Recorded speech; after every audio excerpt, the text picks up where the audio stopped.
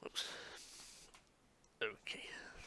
Alright there, and this is the second part to this laptop, which I did earlier on today. So what I'm doing now is going to install a few OSs on varying things. So this here is it's the laptop that I've still got to work on. So what I did last of this was to clean it out and change the hard drive. So presently it's as it was before.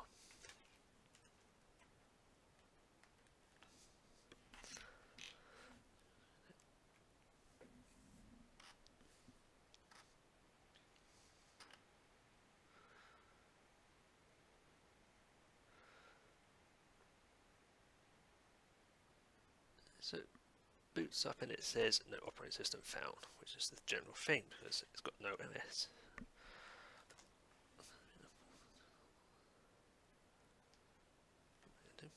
So yeah, so I have to do this because I need to see. So operating system not found. So you need to put an OS on it. Nearly.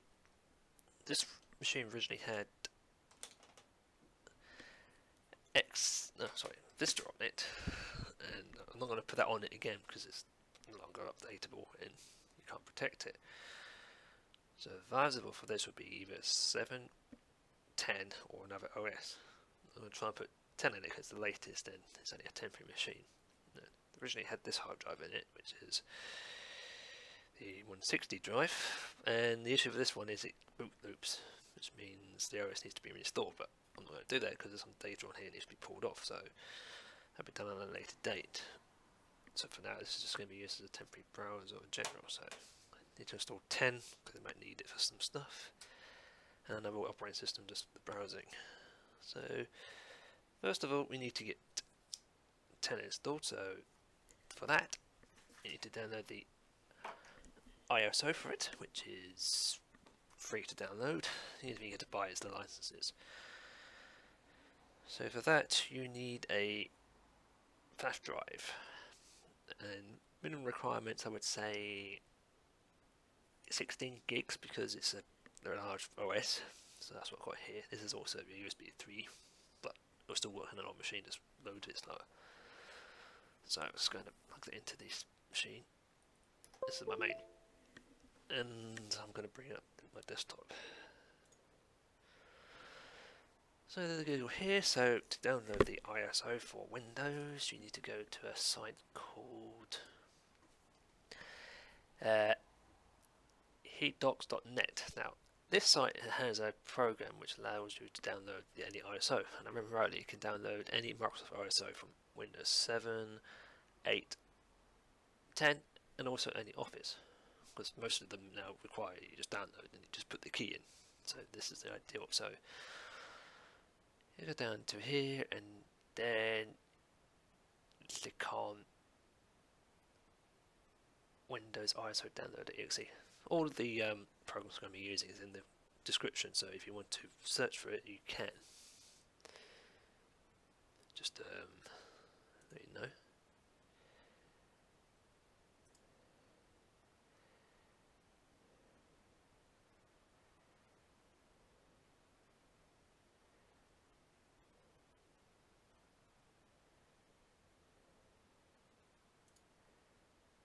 So let's see, so you save it as alone, you save it, already get downloaded, so that's that one. Not now, not Firefox, okay, I'll close that tab for now, the rest I'll show you in a minute. So go to the download folder and you see it says Windows ISO downloader, so you need to run the program. And if this is something new they put up here, it says you can donate some of your computer idle resources for the tools and services for them. If you do so, you get prioritized over 7 and Office 210 downloads. Basically, they removed it and then added it again, and if you donate you get more chance of getting those links, but you don't need to do that because the majority of people don't need that. So I click no for that, and it brings up here, and as you can see there's other options. So in settings you can set the language you're going to be using. I'm UK, so I need that. Like I say, you can download Office 2010 to 6, and I can download all the Windows. including preview, previewer. So I need Windows 10. So when I click that, it will bring up, bring up a display. So it says select edition. So you drop down, and these are all the additions, and this is the latest one, which is the Creators update. And there's varying issues. For general, it's 10 Home Pro. So you click on that. You click confirm, and it asks select language. Then you select whatever language it is, and I need to select English International for non-USA. That's what mine is. So click confirm, and it will come out again to say which additional you have to do, 32-bit or 64-bit. So I'm going to do 64-bit, and it says do you want to open or save this file, and this is the latest version. And you click save, and it will then download and save the ISO. I already downloaded it, so I won't do it now. So once it's all done, you can then close the program once it's completed. And if you look at my download folder, it's this file here, which is Windows 10 English into x64. That's the 64-bit OS of the latest build of 10. It's always better to get the latest build. So that's that one, and then I need a program to create an OSO. And this one was a very easy one to use, which is called Rufus, which I'll link to as well.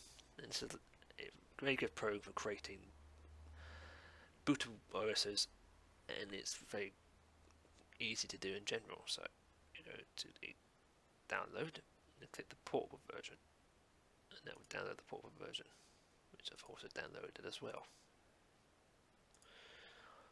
So go to the download folder, it's this one here, and that's all the files I need at the moment. So I need to run Rufus.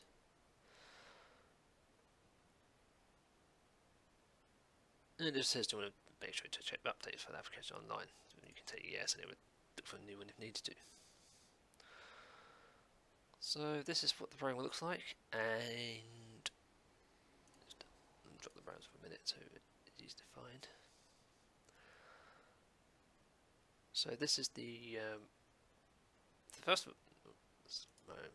program. So this is the actual software. So first of all, you need to select the device. So you click this drop box, and there's only one drive in. But say you've had multiple flash drives, you need to select the right one. You can leave this one alone because it works for both. File system is fine, nothing else. And then you need to click on this little icon next here, this little image icon here, to bring up whatever your ISO you want to select. So I'm going to select the Windows one here, click open, and then it will bring the information here. And then there's options here to do general stuff. So standard Windows, all this general stuff, and that's it. And then there's additional options here, but we don't need those for this one. So leave the other options alone, and then you click start. It will give, if it's, this gives a warning now saying it would, all data on the device will be destroyed. And so if you click OK, it will wipe the drive and install the OSO. So if you accidentally put the wrong drive in, or if you've got to take some stuff off, you can click cancel and then take what you need off of it. But this is what it requires. So if you click OK, it will then, you see the information here, the task is now creating the image. And I found it's very easy to use because I use it for multiple stuff, for creating different OS drives and even diagnostic drives. So it's a handy program.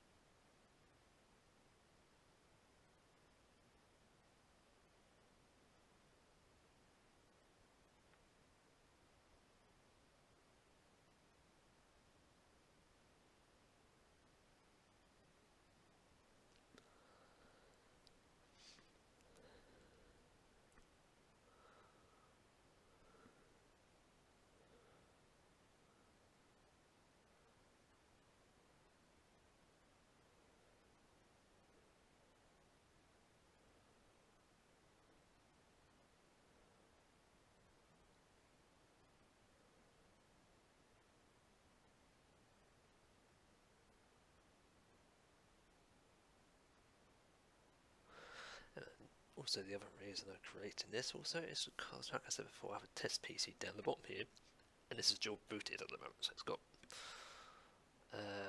previous Windows 10 and a Linux installation. So what I've been showing on this one, how to do an update of both OSs without damage either two of the OSs, because if you mess one up you can lose the entire drive, well, data, but I'm not bothered with the data on here because it's just a test one, so this has been shown as well, and there are varying ways to update the two OSs, either through the actual system or using an ISO. So I'll be doing both, since I've also got them singly installed on VM on here, so I've been showing that as well, so that you know how to do updates on each one and look forward to.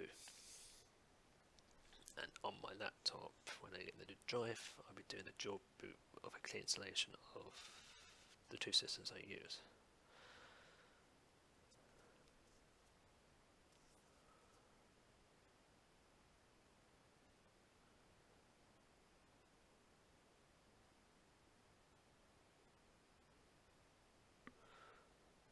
But yeah, that's what I'm doing with these past live deals, is showing how to update stuff. Also, I'm showing how to install a VM XP, so I need that for all the stuff, because I'd use another channel for live gaming, as I've previously said, so I need something that can run all the stuff. And hopefully within the month or two I'll be showing a few builds, because I've got a few systems that need to be built, hopefully. And occasionally get stuff in that people ask me to do, so I've got stuff like this. And then maybe other things I may do at a later date. Not all PC related, so I like to mix things up. It's like I'm enjoying, I just live stream and I want to feel like it. And I've got a few videos in my library which I need to do new versions of, because I was experimenting at the time, more in depth how to do this without live and more close up. But for now, this is just testing a few lives and getting more comfortable doing live images.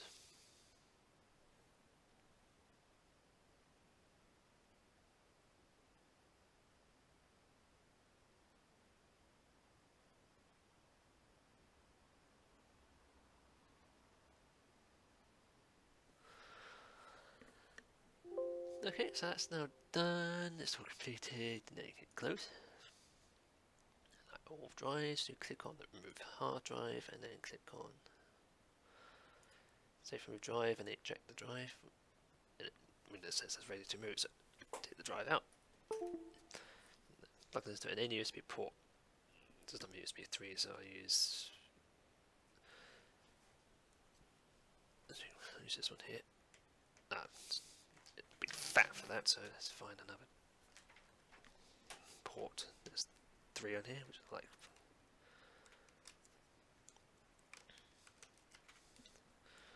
okay. And then I just need to reboot this. Control Alt and delete. Your favourite way of doing it.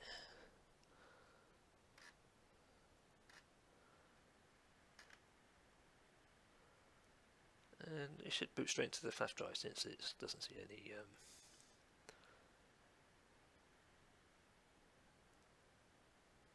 so it's now booting from the flash drive.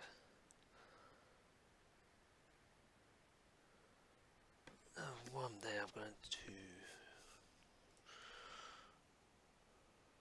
I don't know if that will work on here.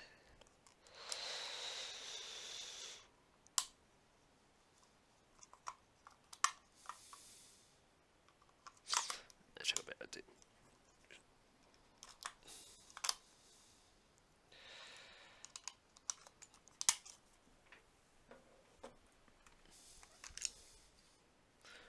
Oops, is that controller? I'm going to actually plug in a mouse into this, because I prefer a mouse than this thing. So I plug it into any port. And this is a standard Logitech mouse, but what I like about this one, it works on all surfaces, because there's a very glossy table. There's another mouse, but that's an old optical, so this should work fine.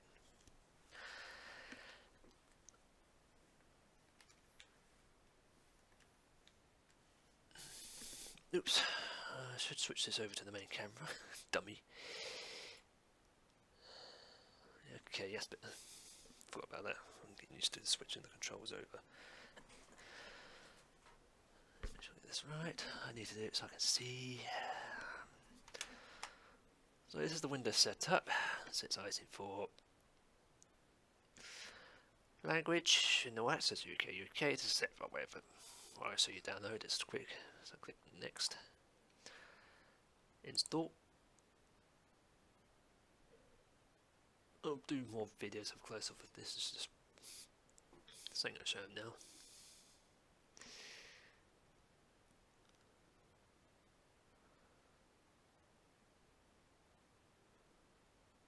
Just wait for a minute for it to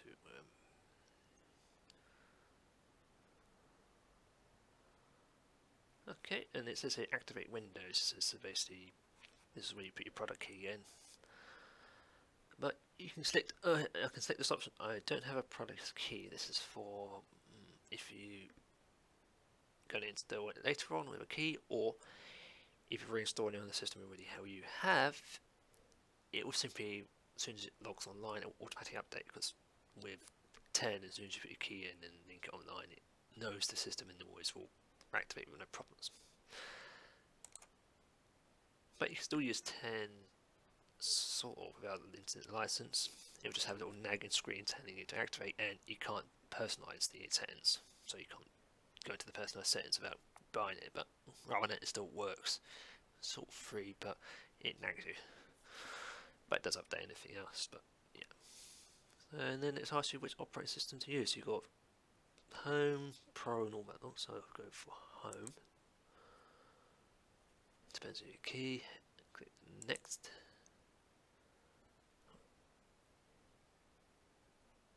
And then it's just the general license there. Next. Do custom. And then this is the hard drive. So it's this little 74 gig. It's 80 gig. Click on that. Click next. And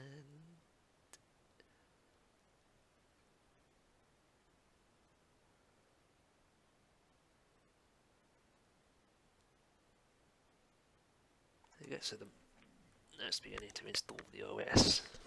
Speed varies depending on drive and the operating system. Sorry, the processor and all that lot. Now the recommendation is just not to hook it up to the network when it's doing this, because I'll show you that on another system when I do it, but it's not ideal, because if you plug a network into it and Windows 10 is installing, when it reboots, it wants you to try and log on to their network, like the account.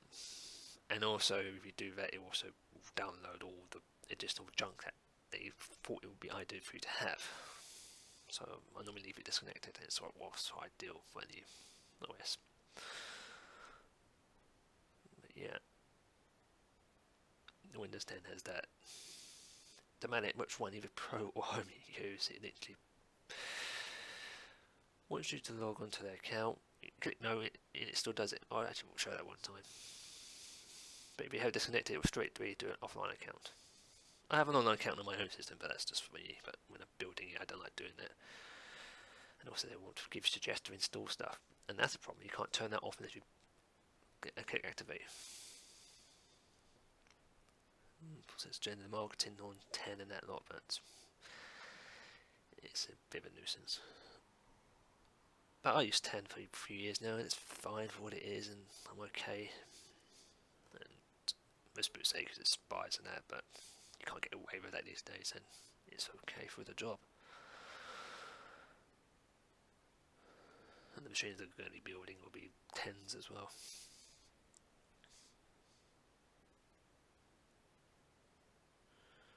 So yeah, there's a few things that I don't like about 10 pushiness, but can't do much about that.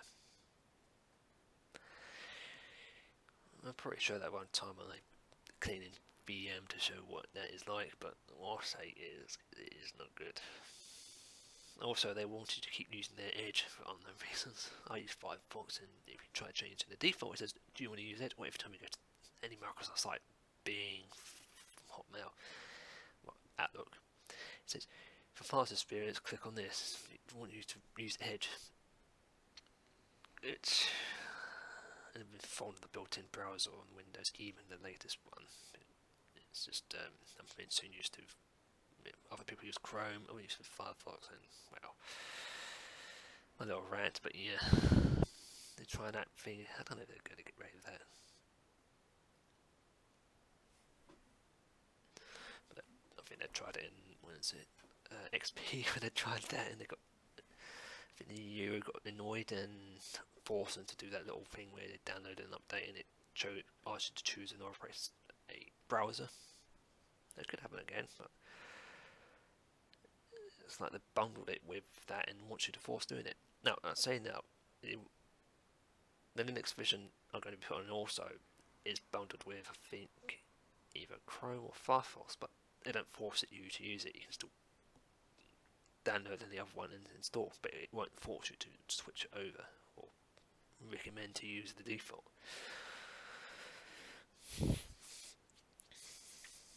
But yeah, ideal. And that's the same about Microsoft now. There's tennis more marketing and general stuff. They don't do much with the OS. And any new installations that are installed, most of it, even if you're not interested in, because there's maybe a few new tricks, maybe ideal for some, but not ideal for everyone. And every 6 months they do this.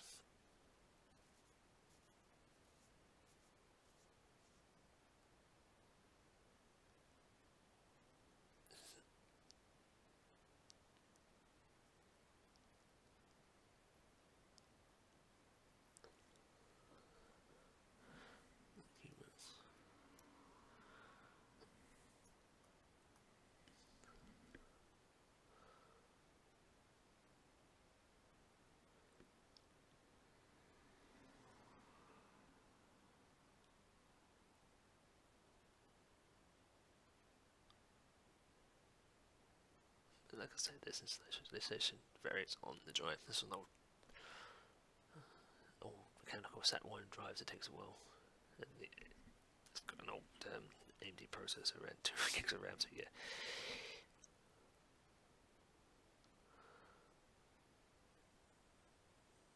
It's doing the job, because like I said before, this laptop has the activity drive.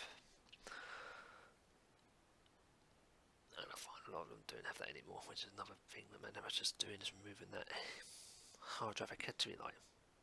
Don't know why. It's an important light. The laptop I have has one, good enough, and most modern ones don't have it, or they hide it somewhere. Like HP's lights, they hide it on the side. It's just pointless because you want to see it. Especially if you're doing work on it, like if you want to see what activity is going on. Like if the thing freezes, you want to know if it's still working. That's my little thing about them these days, but nah.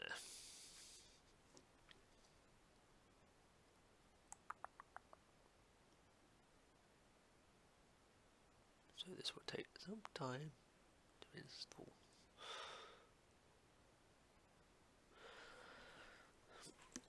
So actually, while that's running, I want to show what else I want to do with this. Let me just bring back up the PC.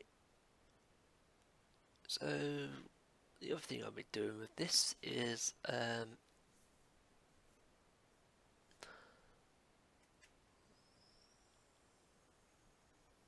other thing I've been doing, I've got to bring up now, is I've been doing VM installations on this as well for my main desktop here, which you can see at the moment.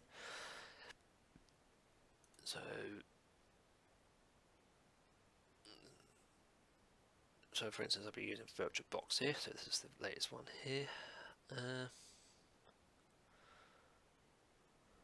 So VirtualBox is basically a program that allows you to install OSs on a host machine. So like this tower here, I can install different OSs onto it. So it's very handy when you want to test something, or you want to run OSs and you don't have spare old hardware. Works majority good. So I might as well download that now for this, because this is something I'm going to be doing later on, once this is done. So the VirtualBox here, you simply download your host, so mine's a Windows. 5210. I think that's the latest one. Excuse me, we'll go through my.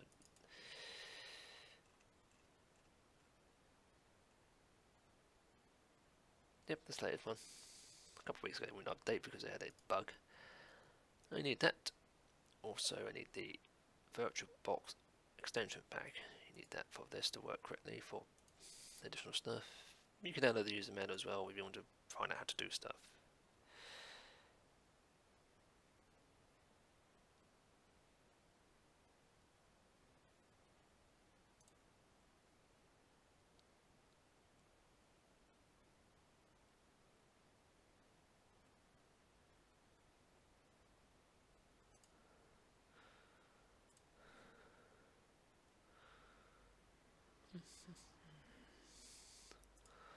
So that's that. So I've got those two files. So that's VirtualBox. That's also in the description.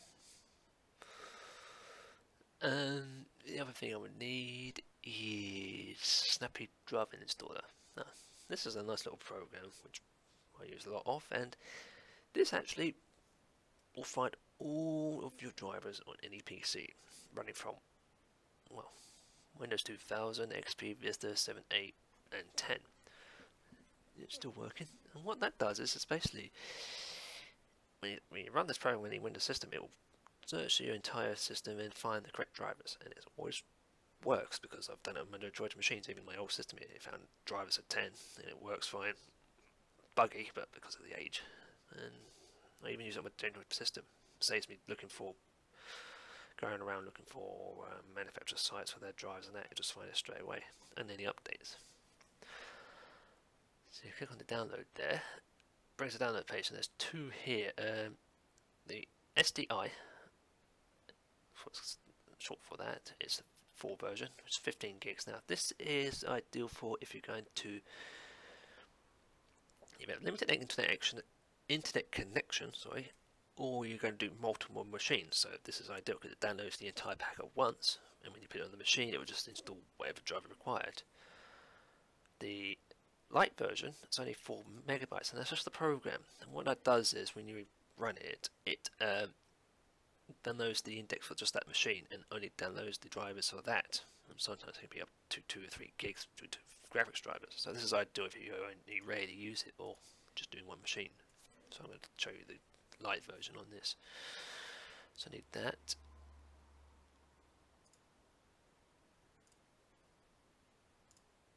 And the other thing is I use this. Also said I use a Linux system, so this is the Linux I use. This is the Ubuntu, which is built on the Ubuntu core. I use this one because it's a lot more lighter than the Ubuntu, and it has the same layout as Windows. So if you install this, you can know where you're going straight away. And this has got Firefox, LibOffice, and a few others straight out of the box. You can just go as you do. But I'll show you how to configure that. And there are 2 versions of the thing, a 32-bit and a 64. Now then, most modern machines, a lot now, they are stopping support on majority of 32-bit OSs. So for instance, Discord and a few others will not run the 32-bit anymore, so you have to run the 64. So I would suggest doing the 64, but you need at least 2 gigs of RAM rightly for it. For ideal, 32-bit is ideal if you're just going to not use anything on it, just want it to browse to do general stuff. So it will do fine. It's ideal for very old machines, up to 1 gig of RAM. Sluggish, but you can do that. But I suggest the 64. It works majority of them, especially if you've got a 64-bit processor, which this has. So if you click on that, it's version 18.4, and like Windows, every 6 months this gets updated, and they normally pair together. So that's why I'm going to show the update on the 2, because when you know what to watch out for, both single and dual core. So you got those, and that's that. I already downloaded everything. My net's fast, so it doesn't take long, but if you want to see watching that, so you need those. And finally, I'm downloading this service pack. This is a XP Service Pack 4, which I'm built, and this is going to be for my XP machine virtual. And this basically what this is all of the updates for XP up to 2006. All the updates for it, including all the nets, all the updates of IE, Media Player. Actually, I think it came with Windows is updated up to that point. And it's 3.1b, and it will work with any XP that has an SP1 installed minimum. So you can use this to install, which I recommend. It's testy, so I only use it on the machine you're not going to worry about, but I'm just need it for virtual to get later, so it will do all that. And you simply click on the Google Drive folder here, and then you select the, if you highlight each one, this one here, so you install this one here, which will install it. So you do this one, download it. So it's over a gig of size because Legend General into it. But I've downloaded it earlier on, and it's on another drive, so that's what I need for my virtual machine. So yeah, so that's what you need, and that's all of the software required. What we're going to do on here.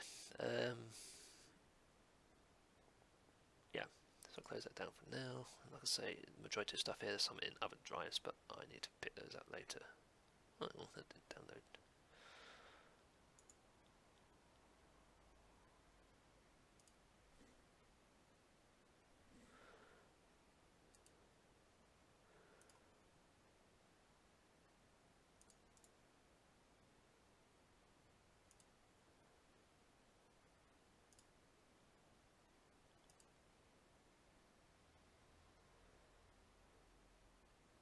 Just refresh it. There you go. Thought it didn't download, but it doesn't need refreshing for the box. Don't know why it did that. So yeah, so that's the software we require for this, for both machines and general stuff. Well, like I say, I do busy stuff, like I do general stuff. Okay, right. It's rebooted because it's getting ready. I didn't notice that. I was too busy chatting. Let me switch back to the camera. There's now busy installing the updates. Like I say, I do general PC stuff and also a few other stuff like testing stuff if I want to. And that's what this test machine is also for general hardware testing. Like any other Linux, if you want to do that, I can do that, and then other testing. Because sometimes, as I do, use a general machine rather than a VM. Explain the VM more when you do the VM.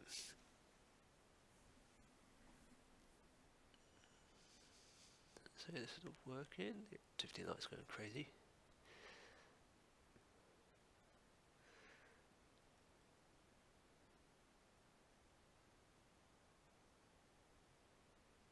Also, I think my laptop and this laptop is also stereo sound, and the speakers are actually open.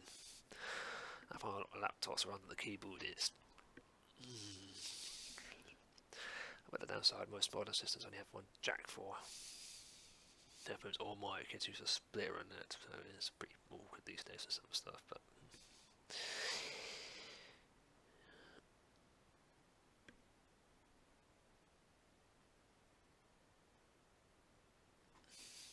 so it's busy getting ready, so this would take another long time.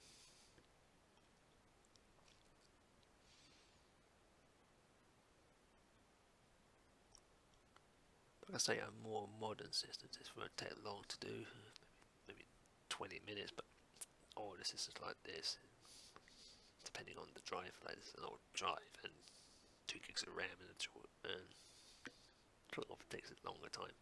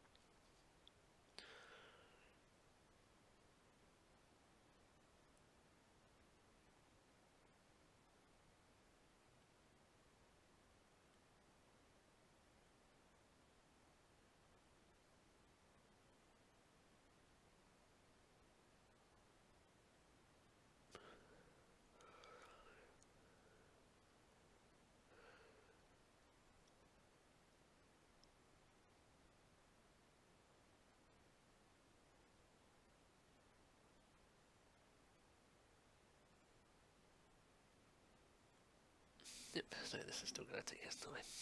But like I say, old system.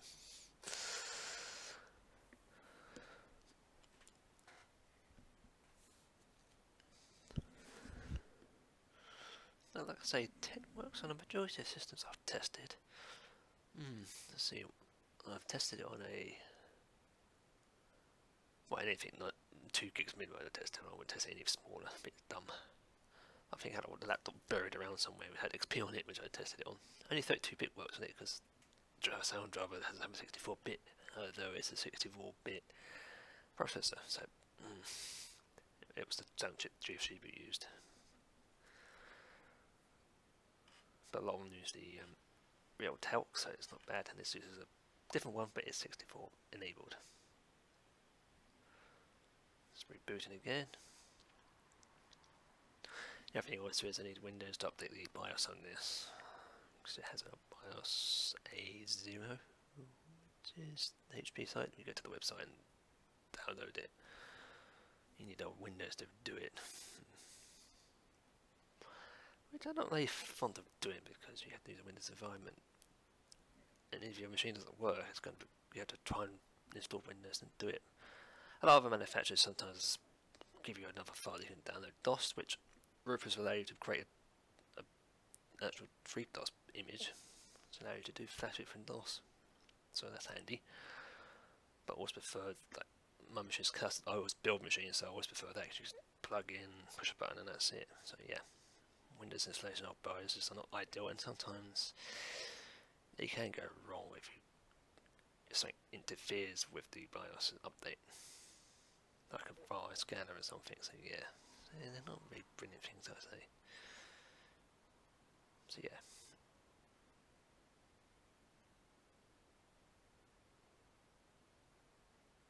But yeah, any machine I get, I always check for BIOS updates, because they always fix correct problems or fixes a few things. I remember this range of HPs had some graphics issues, which they fixed with the BIOS update, which sort of adjusted the speed in that. But if the graphics failed, you know, so long lines, and that was it. You couldn't do anything else because you damaged the, I think it was damaged the die on the chipset. This one's okay. It's not one of the brand ones, but and that was also awkward because they did a recall, which you had to go online and find, which is a bit stupid. So let's see. Okay, so it's rebooting, and it's now loading up again. You see, it's not the fastest it's going to be. And that's due to the drive, and also 2 gigs of RAM is not ideal for it. But it's a stopgap, I'd say. Well, actually, I'm only installing this because I think they have a CCTV remote they use, and I'm not sure if it's web browser based or Windows. This is what this is used for. So this is anything you need it for. So I'm also going to install Linux on this because it's going to be fast to boot, and just use this if needed to. It's there in case we need to, and I don't have to fit around it later. And always going to be used as browsing, so it's not an important machine. But I'm just showing you how to revive an old laptop, because it still could be used. If you get 10 on it, fair enough. If you can put 4 gigs of RAM in it, you'd be fine for a little bit longer. I've got an old tower down here. I built it with 2 gigs of RAM XP at the time, and now it's got 4. Runs 10 okay, yes, and well, about crashes occasionally because of the age of the graphics card. I have to show you that one time, but Linux, no problems. And I normally use this one for streaming music or feedback of a stream, so that way I can see in our system what it's doing when you stream it back, so that way you know it's working or not. And also it's useful if I need to pull some stuff off other hard drives, because you can hook them up to this one. Linux environment works better than to Windows because you don't have any of the Windows stuff trying to slow down the drive, because I tested that before. I plugged a hard drive into it, Windows, boot it up, transfer it, and the transfer rate dropped very low, which is really odd. Retested it with a Linux live Linux board, which I used, which I will show you one time on this test board. Did it again, it went straight to the max and kept to the max. So Windows, so yeah, so data transfer as I do on another OS. Because I don't know what Windows does, but it seems to want to constantly read to the drive or constantly want to check stuff, so it seems to bob up and down the drive data, especially if you've got a large data backup. It really is annoying. But yeah. Okay, so that's it there. Normally don't take this long, but age of this. So we have United Kingdom. Yes. And this is how the setup works in Windows 10. This is where you stop the information. United Kingdom, yes. I haven't got any other layout, so I say skip. I don't know what that is. Okay, right, it's now, it says network. Let's connect you to a network. So, excuse me. Right, so as you can see now, because it's got wireless, it's already picked up the wireless. It's saying to connect me to a network, and these are all the networks. My hub and a few others are around this area, or Ethernet. But for now, I'm going to skip because I don't want it to go online. So, skip for now in the corner. Name.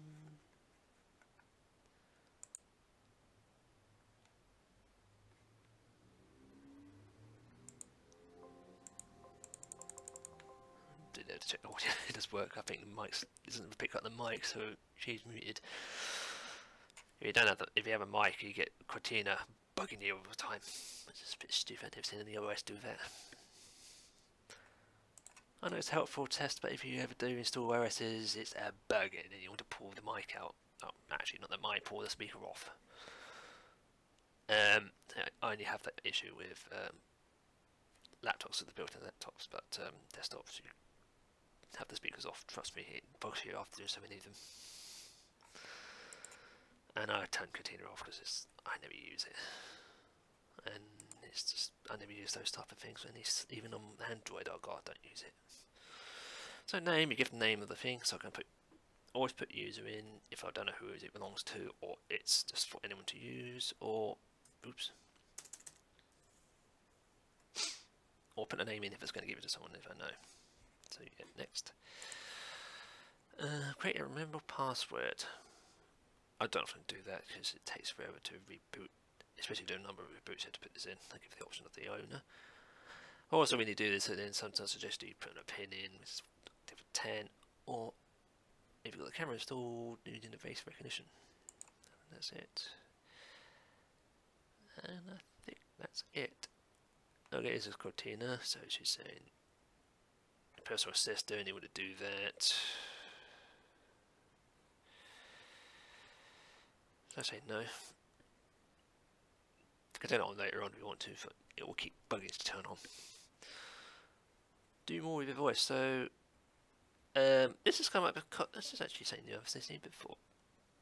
Since this is the first time I actually installed the new April 1. So it says here you can use spirit recognition, so you can use it to voice input to specialization. Don't use speech recognition, I don't want to do that, so accept. I think this is an update that did so that he had more control on what this system does, because previous ones you didn't have this, it sort of went. Actually, it was more little boxes you selected yes, no, and you did what it is, but this is a bit more information, I think, which is good because you can say yes or no, then it gives more information on what it does. As before, it had like loads of little ticks and it said on, off, but it didn't tell you much. This one does. So locations based is like if you're using the mapping system on here, you can do that, but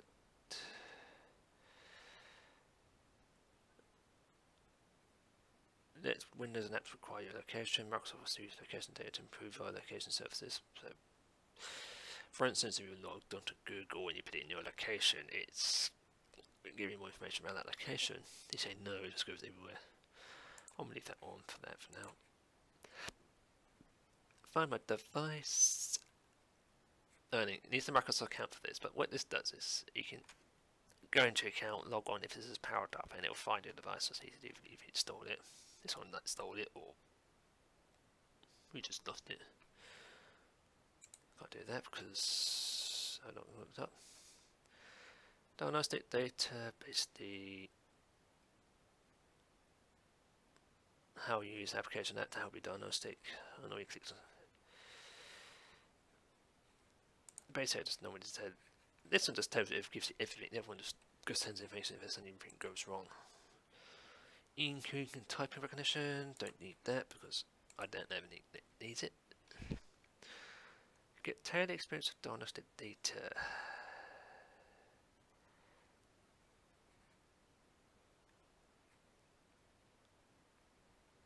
Personalized tips, ads, and recommendations to enhance Microsoft products and services for your needs. The tips, ads, and recommendations will be more generic and maybe less relevant to you. Just basically saying, look, get your information for you and tailor it to you, but I don't need to do that. Advertisements use App ID. This is the same thing. It's this. If the apps come on, whatever you're searching or doing, it will try and pinpoint you to what you need a lot. Which, for what most people use that, it's not ideal because you can sometimes go somewhere which you didn't want to, and it will think you'd be wanting that. I'm going to turn those off. It doesn't work anyway because I've turned it on my one, and it still gives me crap. Sorry. It still gives me rubbish that I don't need, but you think I need because some site had it up. It never works. So I do all different types of things, and most sites, many of their applications, and it doesn't make sense. There's never tells you what you need. Okay, so this is the final thing now, so it's now setting the rest of it up. And then the next boot will be straight into the operating system. Into the desktop, sorry, it's really in the operating system. But yeah, I don't like what these advertise on, but you can't get much about it these days because everything has it. All your phones, even anything you go to now has it. Yeah, I know people are trying to get rid of the privacy, but it's pointless.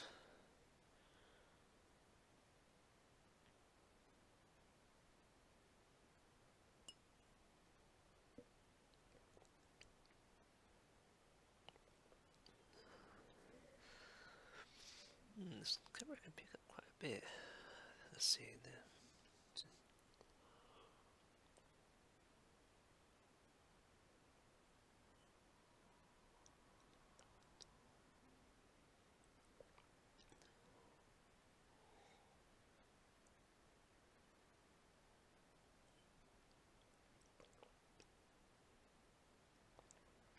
Oh,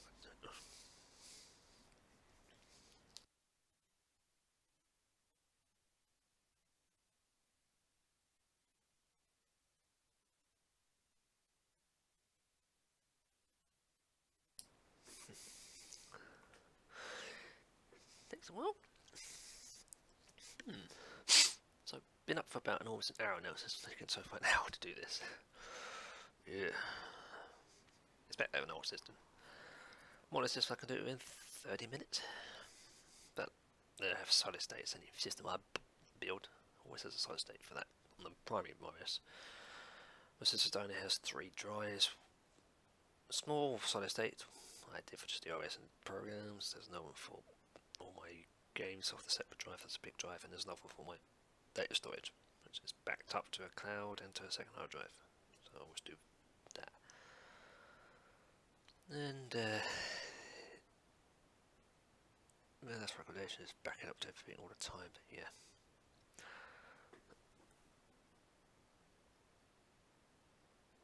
Yeah, that's another thing. I'm not very fond of the Windows Auto Update. Okay, they did it so you keep protected, but I normally go in now on Pro and switch it to tell me when it's ready, not let it do it, because like for instance, okay, so that's it there, that's completed. Now it says they're searching for display because it's trying to look for the day's update. When you plug it into the online, it would then find the correct display driver for this. my lounge is opposite a window and it's near the main road, so you get that occasionally. But the mic normally hides most of it, but it's not a brilliant mic and I haven't worked out how to do most stuff. So this is the booted up. So let's see now. So this is what you see in the Windows and see. So far it's working fine on this. Down here it says your device diagnostic data level has been set to basic by administrator or organization. Yeah. I think we'll use to turn it off so you get all information. Let's click the X here to hide it.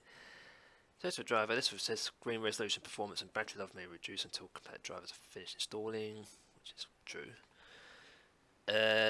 So that's that, and you got the general thing. And that's the general thing so far of everything that's on Windows. So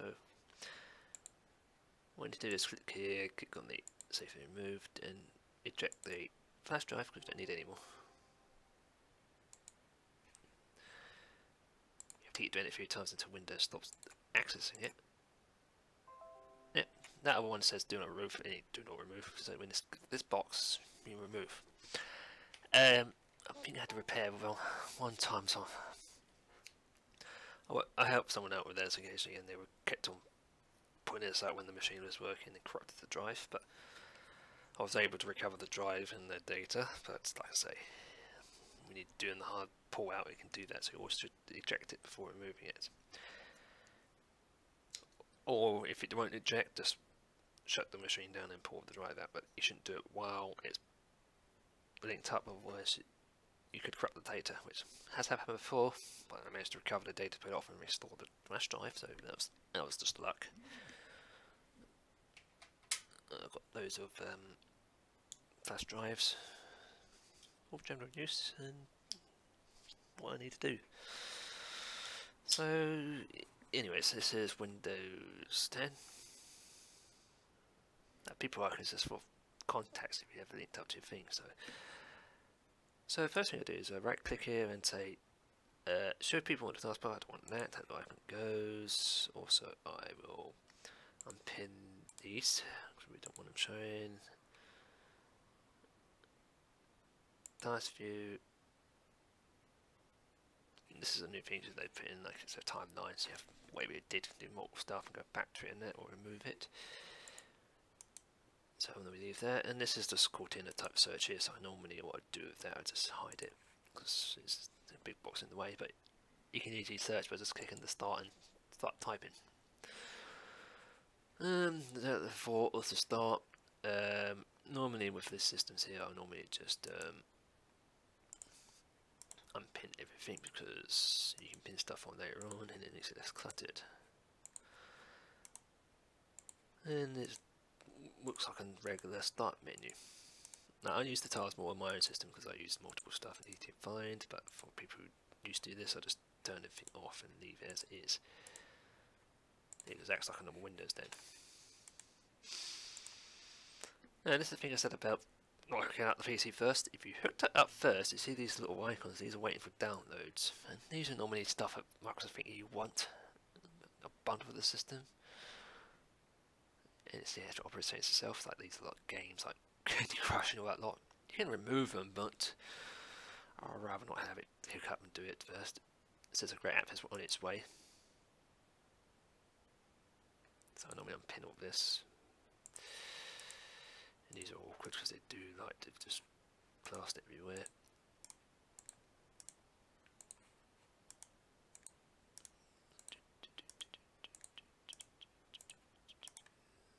Okay, so do that now. It's now just like a normal Windows application. I prefer doing that so everyone knows it is. Also, I'll go into here. This is the it's default normally a recent file, but I will normally go to View, Options, and I change the file exportation to quick access to this PC. So when I do that, and next time I go here, it acts like my computer, so it goes straight to your drives and the last folders rather than recent stuff. So I always like to do that. Now you can see it's got local disk C, which is the drive, and it's got local disk E. The reason that is when you plug the flash drive in, it goes hard drive, the flash drive, and then E. So you need to switch this back to D so it works better. So what you do is right click on it. Oh no. Sorry, been a while I've done that. We go to manage. Oh no.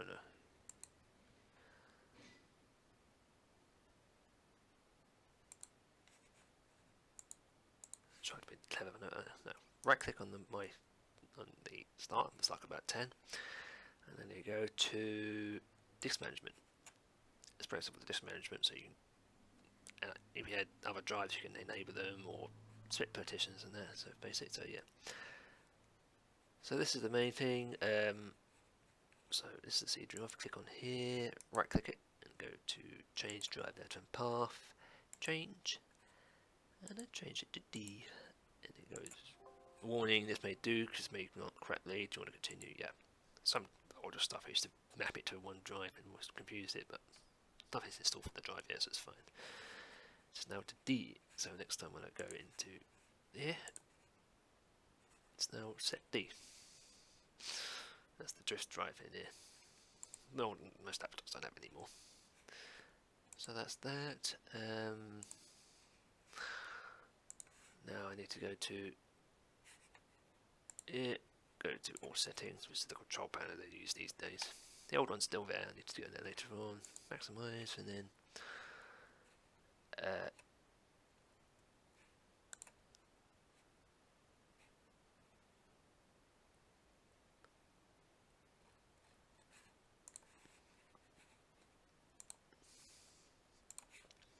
I go into all settings, go to update security, activation.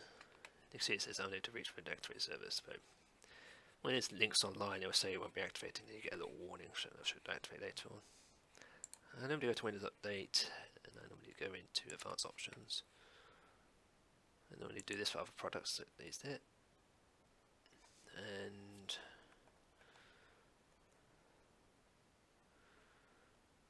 I know it tended to give you a reminder that you're going to reboot, so you get a warning, because this thing will reboot on its own if it does a download update, which I've had before. You can also change active hours when it does it, so if you don't want 24 hours and you have an idle time, you can do it. Yeah. That's the thing I normally use for that.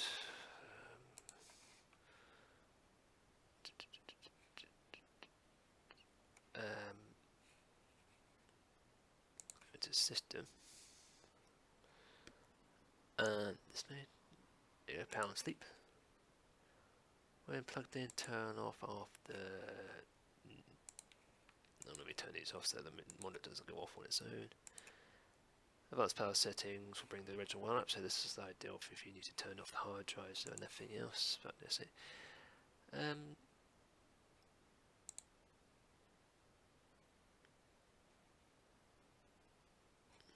So look at the bell. So yeah. So here's the information about the machine. So we've got desktop, whatever it normally does that you can name if you want. There's the processor. 1.9 gigs, 64 is used by the Griffith Video RAM because it's shared memory. 64-bit operating system, and the latest version where it was installed, and the OS version and build. So yeah, so it's one there. A lot of functions here. At the moment, it's you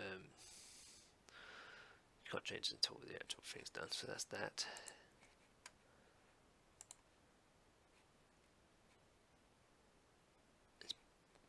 Where is it on this?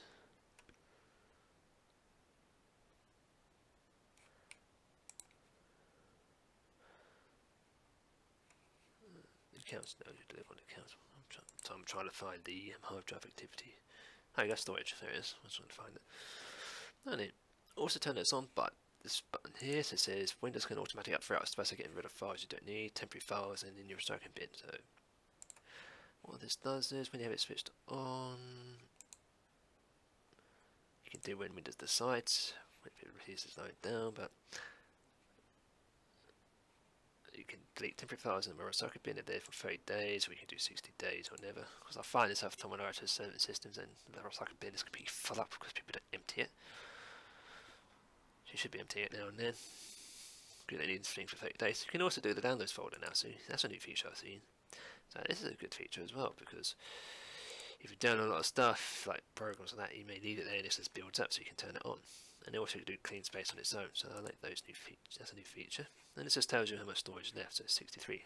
That's going to get smaller when I do the other OS, but it's going to take about 10 gigs off, so yeah. So that's what that one is, that's this. I need to go to the other control panel now. So I'll click start, type in control panel, and this is the classic one. Some stuff is still in here, which is good. Go to category, I'll go to more icons. And I need to go to system. This is the system, so it is more information. This is not activated, so it's fine. I need to go to the advanced system settings. It is for any machine. And then click on settings under the start and recovery. And I need to turn this so it says automatic restart.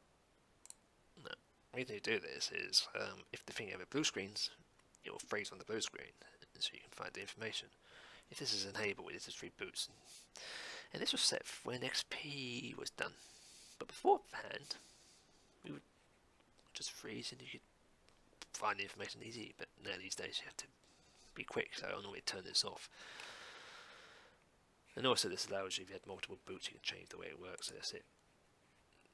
Okay, that's that one done, and then that's okay, so that's been done.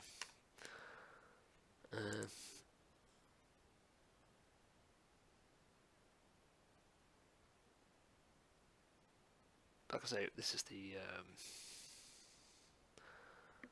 so if this machine's installed, you can see there's a couple of things it doesn't recognise, like a coprocessor or a known device, because it doesn't know what it is. Most modern OSs can pick up hardware, but it defaults it to the Windows. So you need to find the update drivers for that. So I think there's a few missing.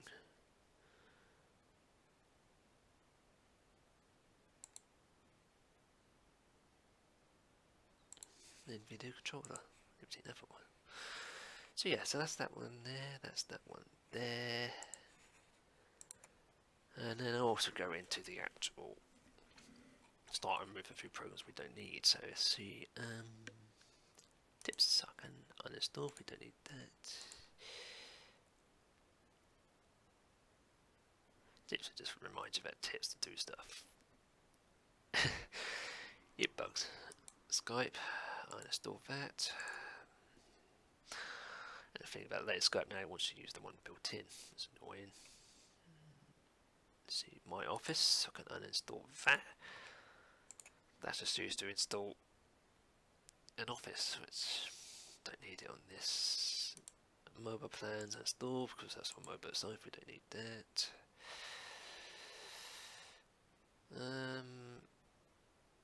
Get help.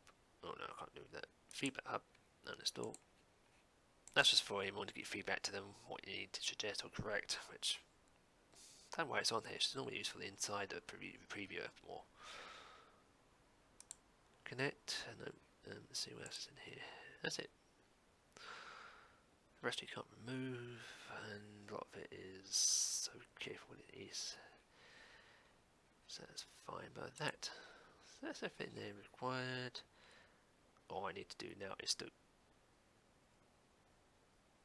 hook it up to the network and download the updates to make sure it's correct. So that's what I'm going to do now. So always hardwire.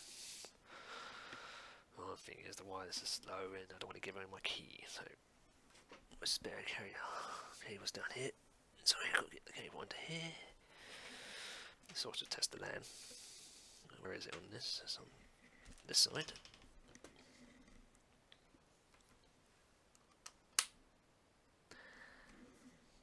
And this is some of the laptops that still have the old activity lights. I've got green link and the flashing one. Most modern ones lose these connectors, so you can't tell if it's actually connected or working. So there's a larger light still on some laptops. Now it's just looking for a network. When you plug in by default, it will go straight to public, which you want to do if it's on your own system. If it's not your own system, you're doing it like this, you want it on public, so that way it doesn't see anything on your system. If it's your own HIF system, you can switch it to private, and it will then allow you to do like search for other stuff. But any of your router has guessed use that, so that way you don't cross anything over. So it's identifying. This would be enough to see if it identifies anything on here. But if you click on this icon, you can even log it onto networks. So it's all the networks. So we've got Home Hub. Oh, there's quite a lot of Home Hubs around here.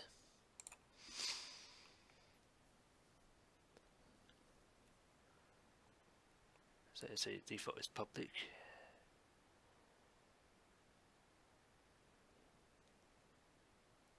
So it's general to public view.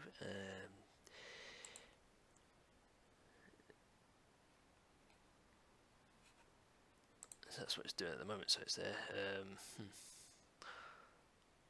Look at it's on public at the moment. You can switch that over to any other status at a later date. So if you had Ethernet, identify network, you can not there. Status.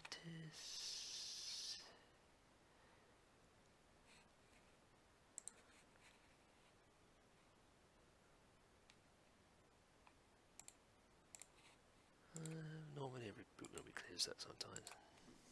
Sometimes the network doesn't work, you can reboot and it clears it. And then the network's working because otherwise it won't be streaming.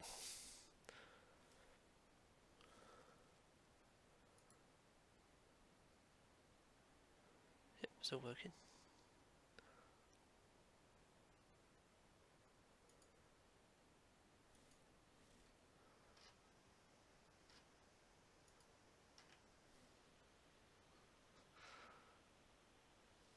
They could be simply need a driver for it, that's all probably.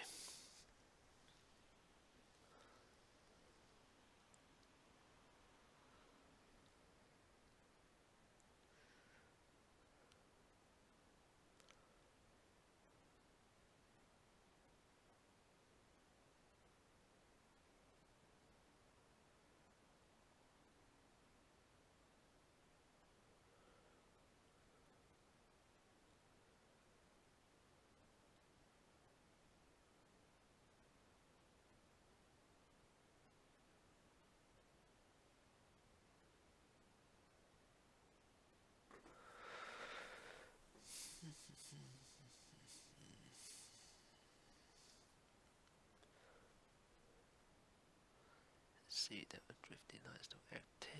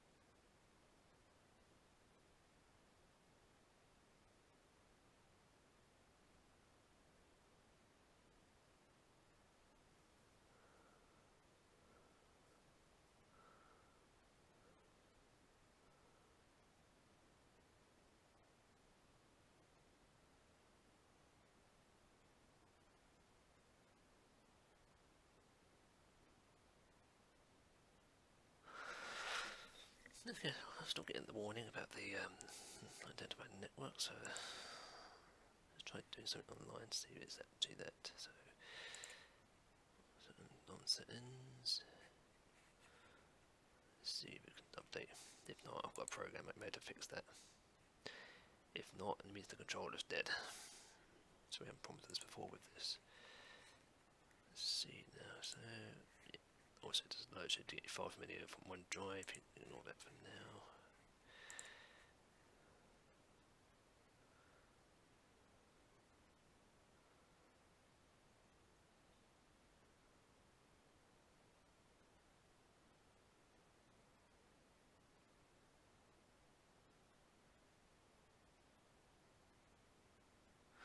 Yep. Trying to get into it now. I want to go do a port of software up, which is drive update, which should help it. If not, it's I can try the wireless, which I don't want to do, but I have to do if I need to with this. So,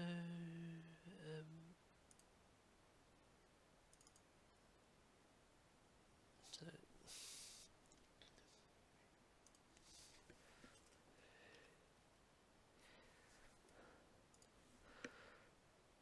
let me switch this over. So the software uses 3DP Net chip. This is a program that's certainly designed for looking for network drivers, so this is ideal if you have a system that has no Ethernet driver or Wi-Fi driver, like a system that doesn't have no it. So this what this does is it will download all the. It's a small program and it has all the drivers, all recognisable networks include and on all the Windows. So this is ideal if you don't have a network because you need it first to update. So this normally works if you have a problem with it first time. So if you do that,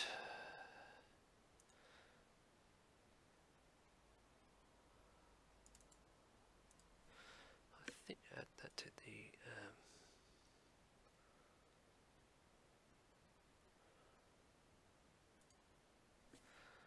add that to the description. If you can do it on live, oh, I can. Don't know I can do that. Oh well. Add it to description live, so you know that's there as well. So this is pretty good.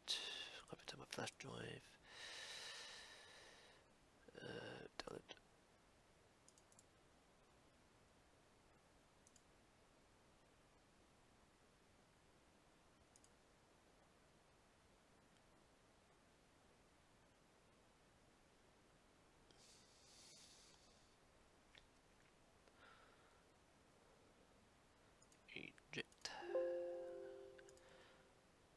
Egypt.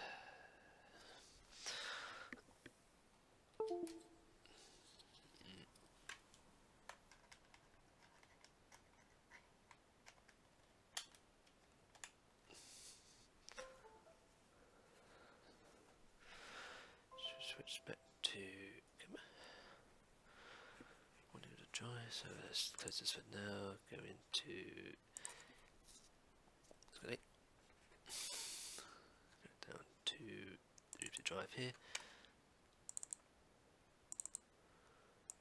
And because the resolution's act, so I need just for now I need to copy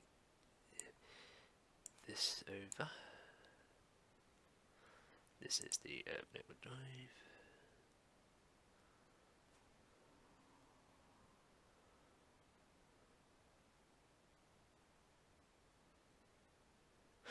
This is where the SPI full version would work also, because so for instance if the net wasn't working correctly, you could try and use it to update it with season updates. So you could do that. This file also needs to be copied over because that's the flash for the BIOS. I'm not sure it worked with 10, if not I'm going to have to do something different later. And this is the SDI. So I'll copy this to the flash drive for now, so we don't need that, and then after that we can simply click here and eject. Don't need that for the moment. And run the Freedom network here.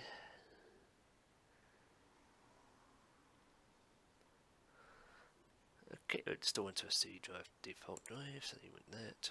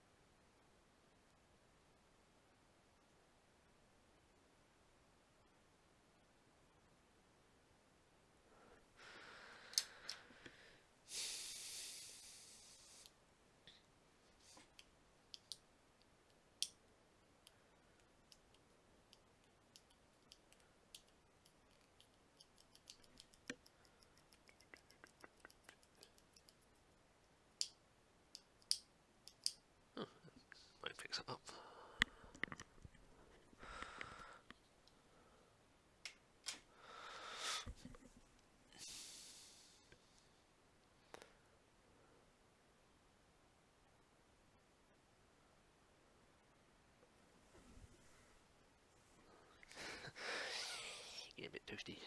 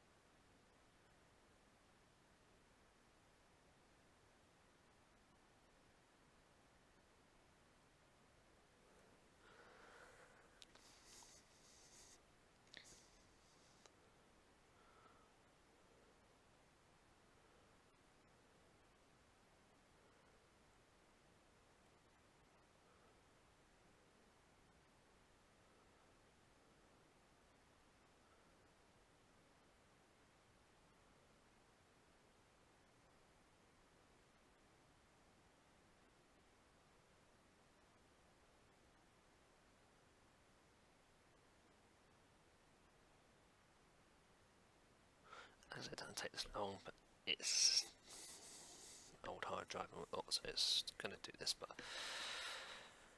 it won't take long to do. But one up there, might as well extract this file while I'm waiting for it. Yep. Right click here, extract all, do it. Okay.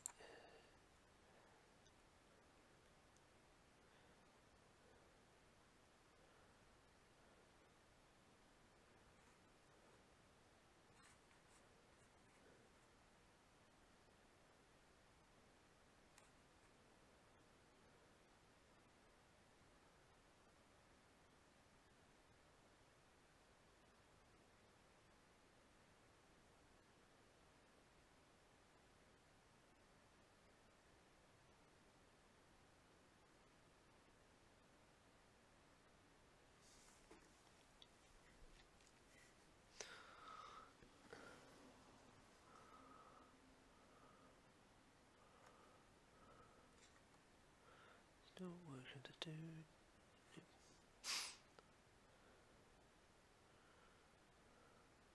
Okay, that's done. Still waiting for this to extract and put this into the recycle bin.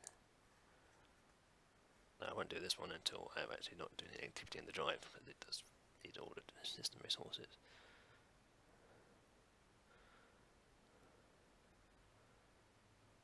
So extracting all the program and also the drives, and that's going to take a bit.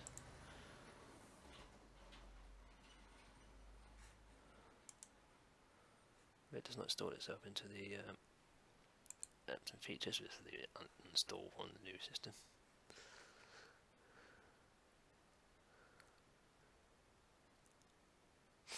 Well, if this doesn't work, then it means that the controller is not working anymore on this laptop. It issues with this, do with the same thing. You plug it in, it's no network. And these systems are the same. So yeah, there's nothing installed on here, just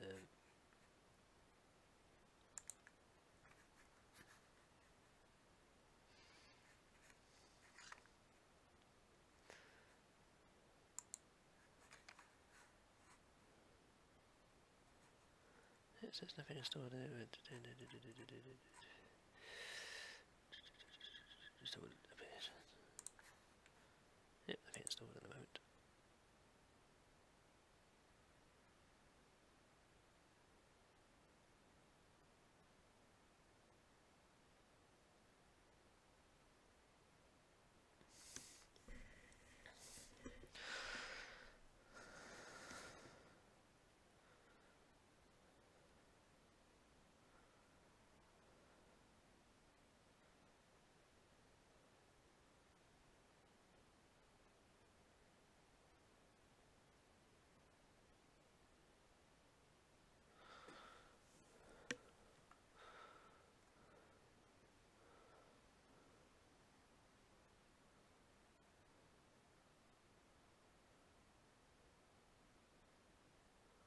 Okay, that's installed. That's up.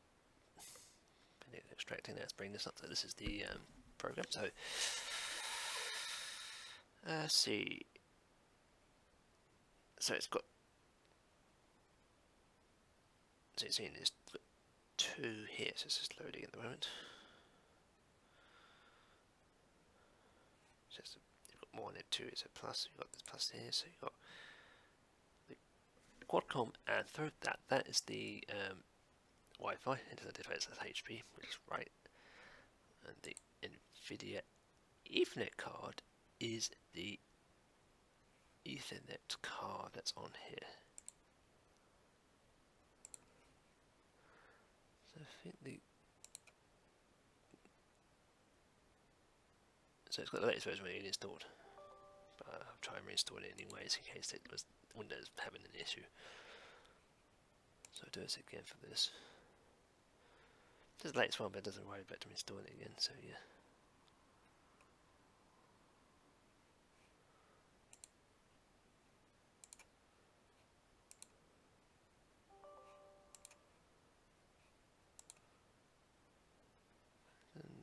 So that's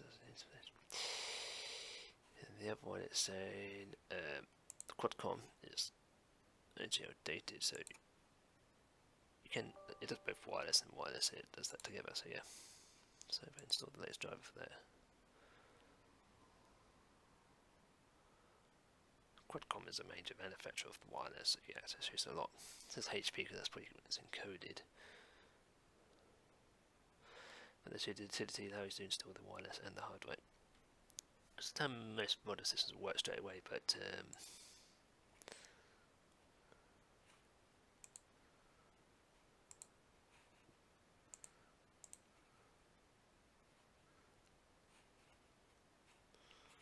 so that's that one, and then close it there to close off. So it looks like for now I have to use the Wi-Fi. Don't like doing it, but I have to. So just click on my. Actually, it's a long time since I used this, so it's not really a thingy I have to pull out of this.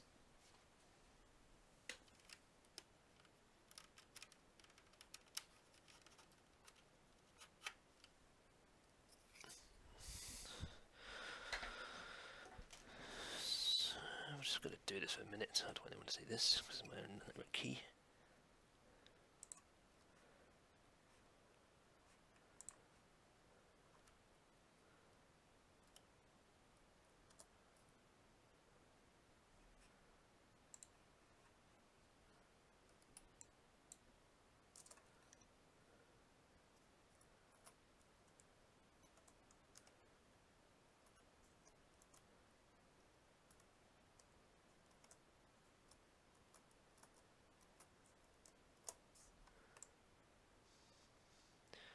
X,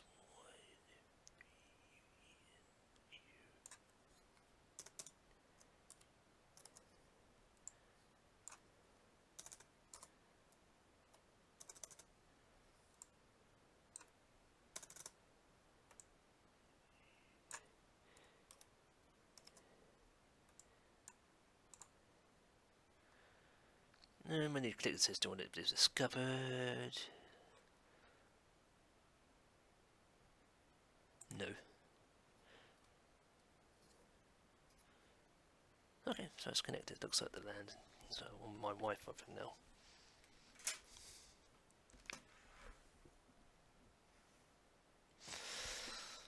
I don't like doing that, but I have to erase the key afterwards, and there's a way you can do that. So that's now connected to my actual network. So if I go back in dual settings, go down to Windows Update. It's a bit bright. Click on the retry.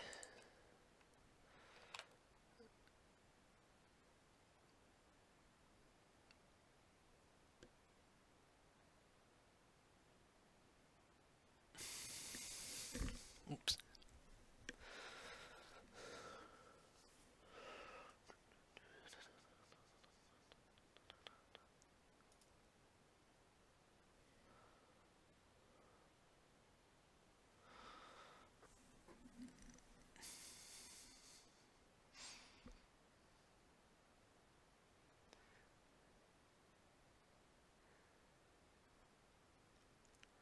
I guess it's now downloading update, so it's found a.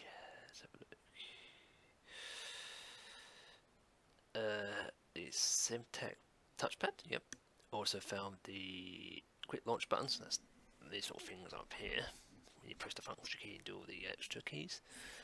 And it's also found the Context High Definition Smart Widget. That's the actual chipset on here. So it's found those so far. That's good so far. So download it all.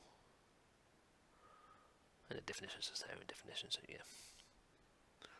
I don't often use the Windows update because it really does bugger up drivers, but I do this first and after, so then use SDI to find the proper ones.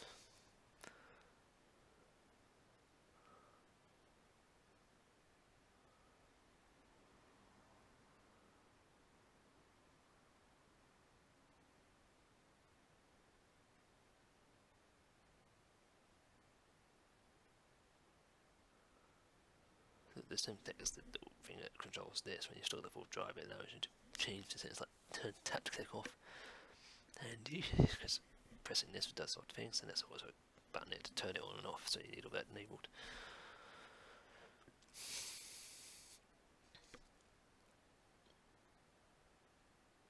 I think 1,000 drivers for 10 for this thing.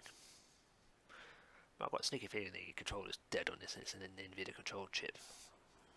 The other one has the same control chip. I think they were probably built with the AMDs at the time, so yeah.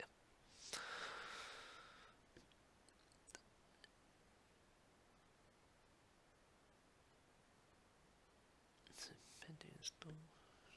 Just waiting for it to auto download and install. But yeah.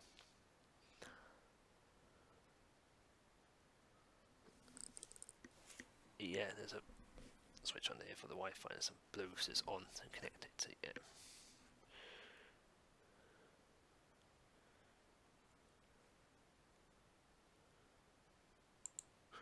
Because I have updates in progress. Well, yeah.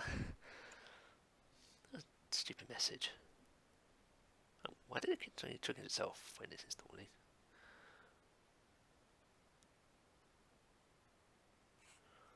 Also, this will come up with a warning now, I think.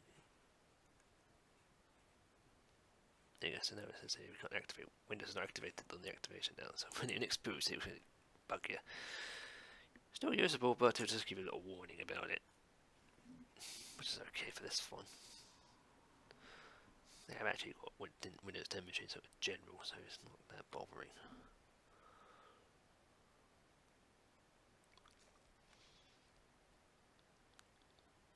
Okay.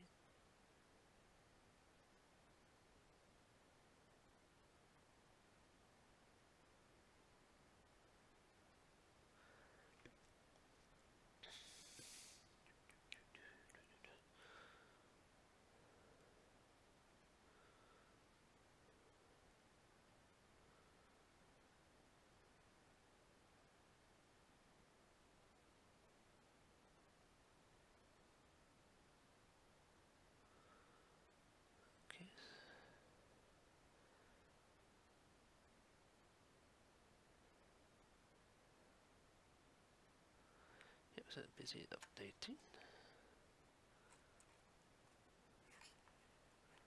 It's busy updating because of this flashing 30 times. Now it says Context High Definition Smart Audio, which is correct. I think the mic will work then, if I'm going to use the mic. And it's still searching for display drivers. And this means this is an NVIDIA chipset.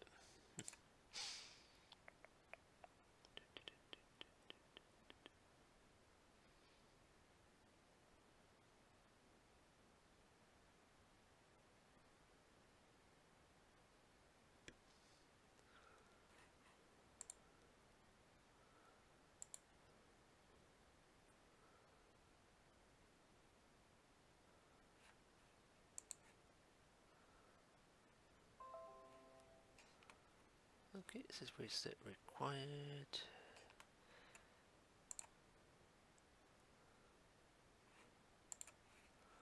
New individual first, new set up devices.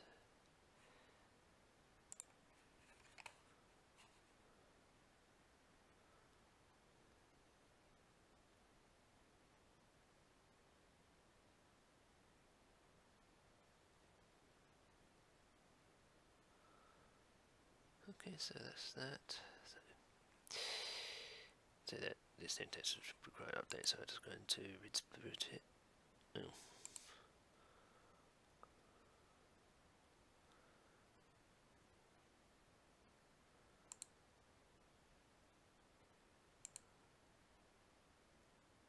Update and restart.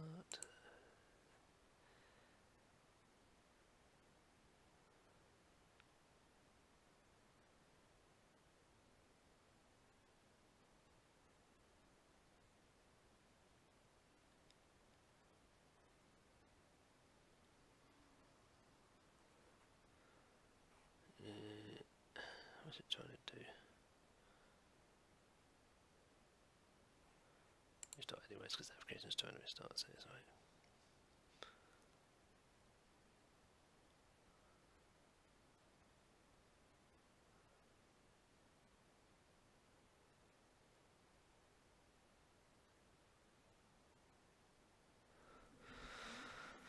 So that means restarting.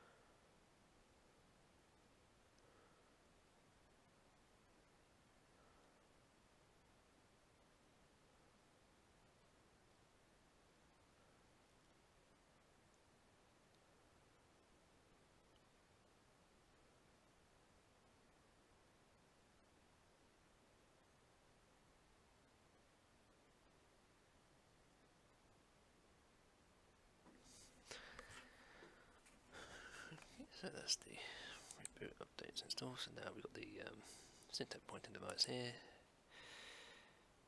And now we turn off the tap to click because that is buggery.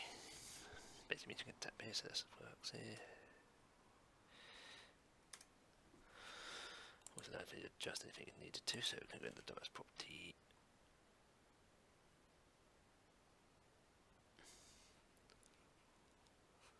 Always switch on the animated one because it shows the animation when it's here. And I can also change all the configurations in it now.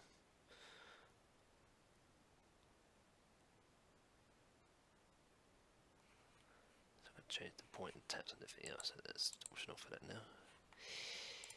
Go back to all settings. But yeah, so now this is it. Windows is activate Windows now. So it'll pop up on this control panel. It will also pop up here. And basically, you can't modify the desktop or anything else. Basically, personalize. You can't do that unless you activate. But everything else works in it.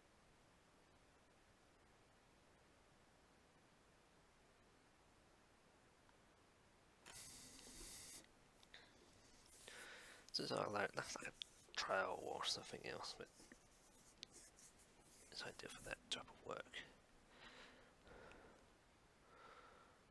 So there's no updates, it's only updating the definition update, which is just regular basis, that's fine.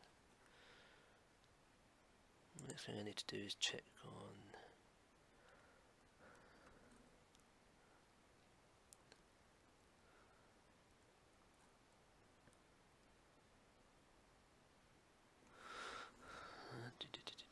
Microsoft Store. In Microsoft Store is their own application store, and so what I do to check the updates on this. There's some applications here where they use like the Groove, Picture, and all this lot. So yeah, it's all controlled here.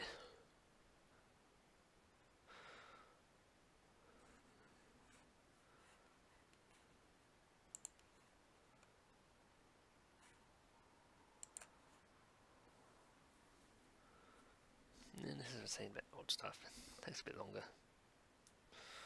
If you, yeah. So this is Windows Zone Update. So we'll go down here, go to Settings. That's what I do normally. I normally turn it off. Play videos automatically. You try opening some apps. It would try a demo video doing that. And update apps automatically. This just updates the apps automatically, so it's ideal. So go here, go to Download Update.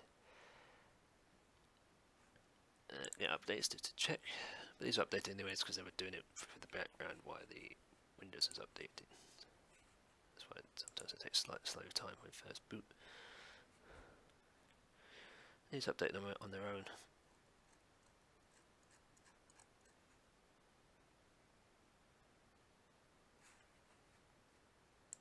So most of Windows is up to update.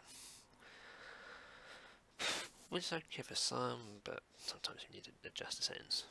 On mine, I've got this set to tell me when there's updates and when to install what download. The same with the apps, because I like to know when it's ready. Because sometimes they can cause a problem if they just do it on their own. Especially if this is on 24 hours and it's doing something else and it reboots on its own, which is a nuisance.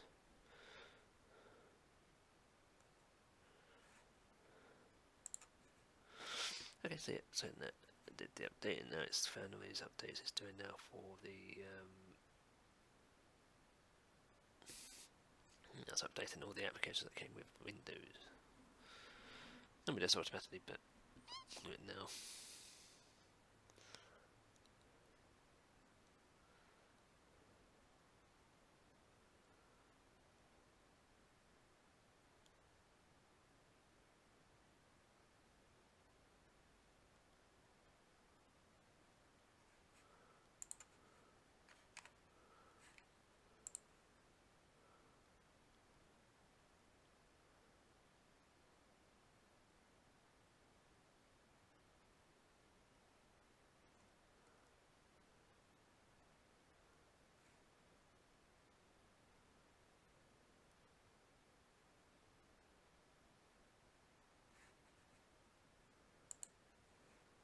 Okay, that's updates. I'll close that one now. Let's wait for this.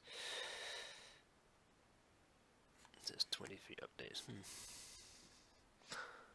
Surprising, since it's the newest image. It still is using some old depths on the previous. There's like, yeah, if it's still updated, there's this, so don't worry. Go back to download updates. Yeah, updates. 20 left to go.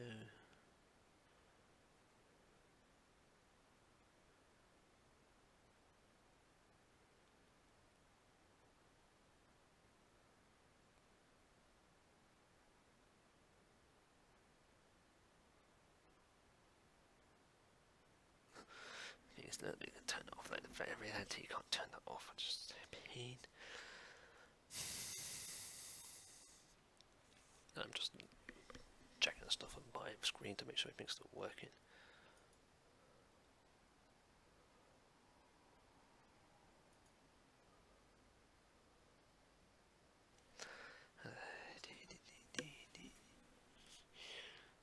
So this takes a while to do, but this takes a while because of its age. But on newer systems, it takes half the time, especially solid state.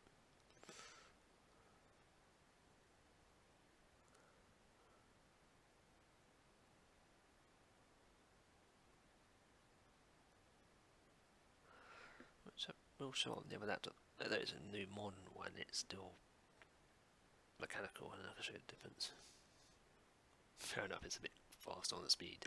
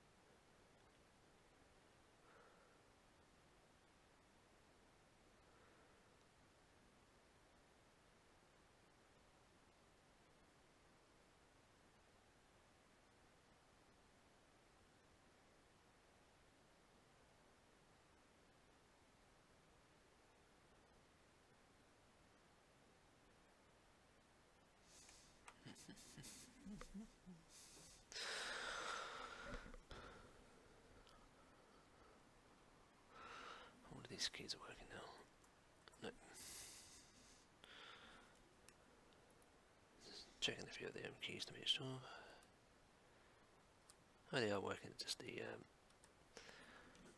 keys are working by pushing this key, but the display doesn't work. So you need to install the software, and I don't think it works with 10.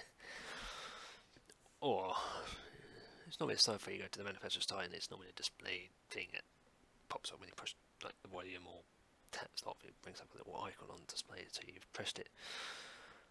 But it's the only thing I normally install if I'm reinstalling an OEM. Just that, so you can see when you push a key, it knows what he's doing. The other laptop has all its original stuff on, and normally I'll clean off, like, it has a cabinet on it, remove that, remove most of the software that comes with it, because a lot of it is just demos and stuff you don't need. So yeah, I don't often like doing that. But to be honest, any Windows 10 machine I get, I just make the recovery, blanket, and just put the fresh copy on. And install maybe the drivers to control some of the stuff. That's it. It's not simpler than older machines. Especially this thing is bloatware like anything. Yeah. It feels the worst because I remember some of these recovery discs were about 5 DVDs. And the OS is only about 4. The rest of it is just garbage. But on things like well, the Fujitsu's Lenovo. That was another one. It's just not too bad. There's a few that are good, but these are the worst. Amount of junk in these. And that's what sometimes slows the machine when you start up is bloatware. And you spend about half an hour or so getting rid of it. So I find that often with new machines you can just reset the system. But yeah. Laptops, SE move towers, I find that annoying.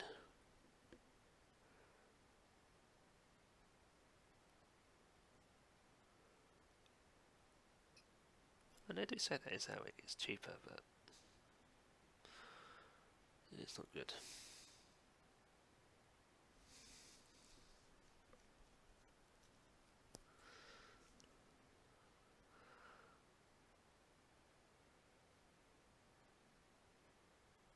It's not like there's like a clean install like this from a genuine OS, it works, but like I say, that's what you can do with these. So even if the laptop had 10 on it, you can do this straight away. The keys normally, on one of the machines, the keys built onto the actual chip inside the laptop, so it will automatically update with that chip. It's a 10 first install, so that's the thing I like about any new Windows 8 or 10. If you accidentally have a hard drive replacement and you forgot the recovery disks, you can still put 10 on and it will still activate and download the drivers from. You have to go to manufacturers for some software and use SDI to download the drivers and it will work again. And quicker because you don't have to worry about getting rid of all the junk. So that's one thing I like about new systems, but this one I buy it now. Rather than prior to 7.4. Yeah. 7.4, if you wanted to reinstall this, for instance, as an OEM, you had to get the OEM, the actual key disk to work on this. You can't get a retail, which I have it, and put it on, it won't work for the key. You have to use the OEM listener to do it. 7's the same, but 8 and 10, you can just download the ISO. It's just one file, you put it in and it recognises the key and switches between which one, either the retail or the ISO, whatever it is. That's it. So I think that's pretty brilliant, these new systems, but yeah. And you don't get that nagging. OEM's fine if you just change the drive, it'll work straight away with an activation, but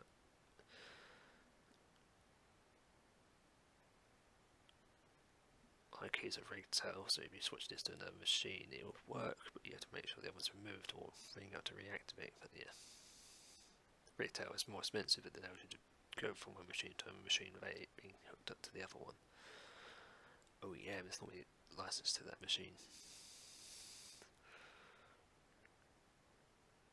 Well, that's the thing that matters about the 10. Once you put the key in and activate it, it pairs to the machine and that's it. You don't worry about if you lose the key, because if you reinstall the same system, as soon as it goes online it will automatically activate on that one. So that is a good advantage.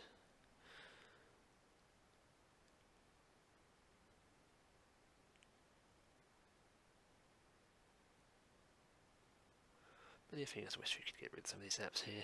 Not the more here, for instance, a mixed reality viewer. I don't need on this, but it's still there and it holds some space for the drive. You could do some shell commands to remove it, but I don't see what the point you need to do that. That's just me rambling on the system, but yeah. The OS is pretty blotted these days. But as I was saying, a lot of people, when I say the same thing, Microsoft really have changed the way they do it. It used to be straight for the system, basic now, but now it's all more marketing. That's really the nuisance.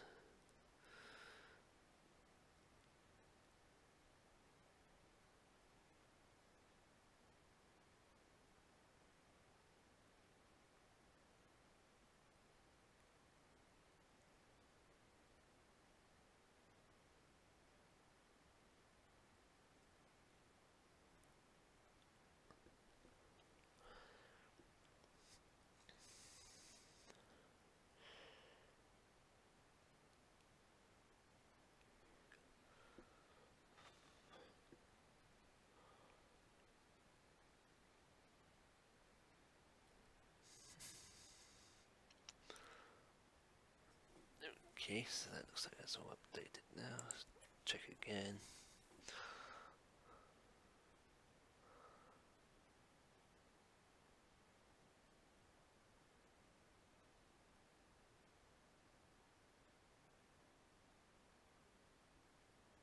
Okay, so that's all updated. There's no updates on that, so that's good. I think next I need to flash the BIOS. I think I do that now while I'm here.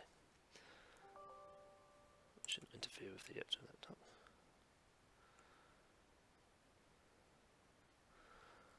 Let's see.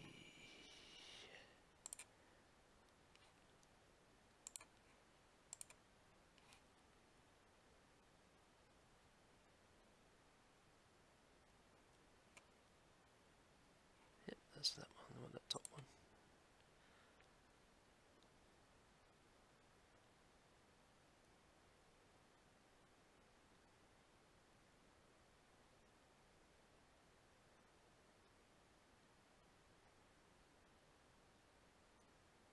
Okay, so this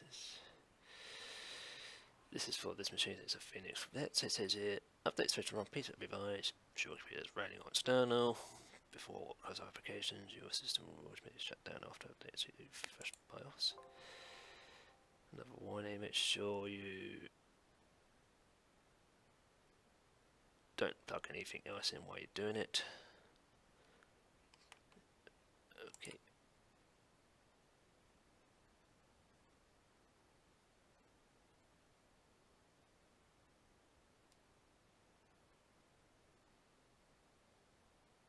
Okay, so now it's flashing the BIOS. It's load a new BIOS, analyze old new BIOS, read old, and that's it. And now it's giving me a warning here. So it's saying current BIOS is F05 2007. It's probably when the machine was built. And the latest one is BIOS F08. It's in hex. It's like 10, for instance. So it's got 22nd or 3rd 11 says 200 degrees. Say yes, and then we'll start flashing the new BIOS. You must leave it alone to do this.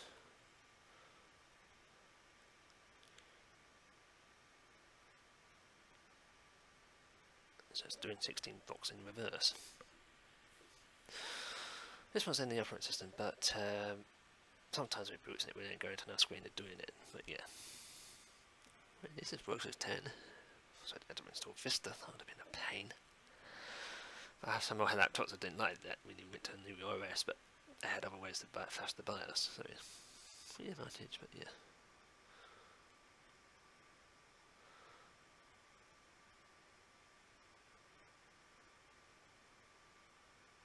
At the moment the fan's all full whack because it's flashing the BIOS, so there's no control over it. So it's raising 16 blocks, new systems are large, so it's a big the new EV, I can't remember the pronouncing the new system.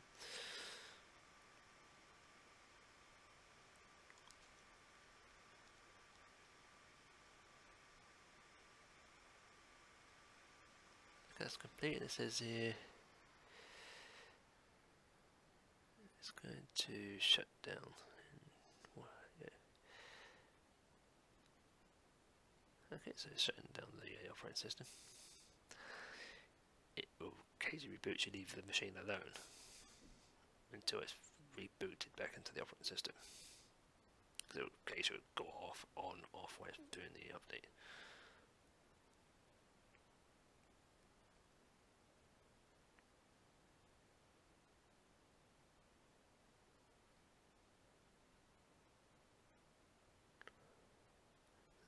Powers it off.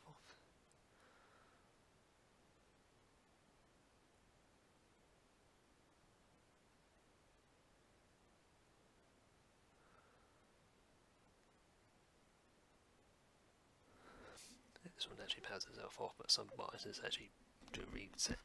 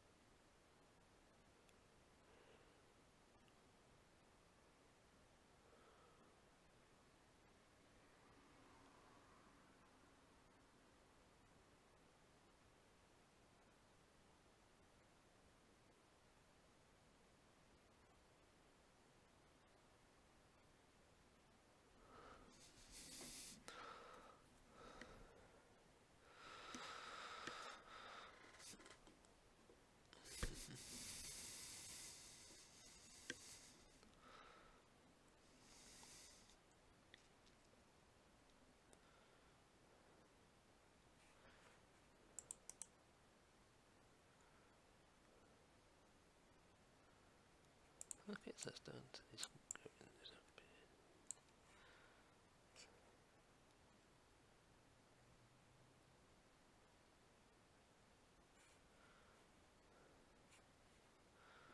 Okay, so that's the BIOS version updated. So it's now reloaded the operating system.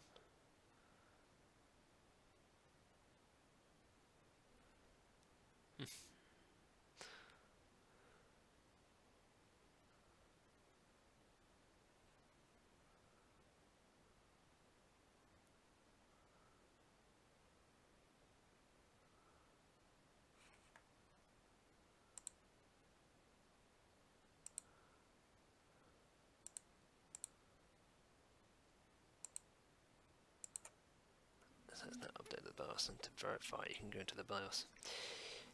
I think it's F10 on this, it always varies on each laptop. F2 on some, HP's F10. Don't ask. F9 is the recovery, that won't work. No, it shows the display when you boot fast enough, it shows up. But when Windows 10 UI operates with the new UEI, it's a bit difficult to verify unless you know what actually worked on the machines where it will.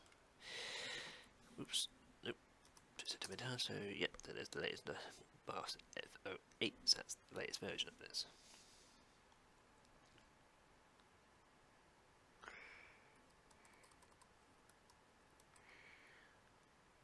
It's not Vista, so it's so let's just see this there, to boost this to 128 more.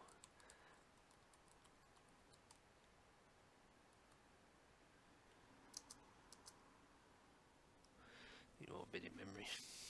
That would do any good, but yeah.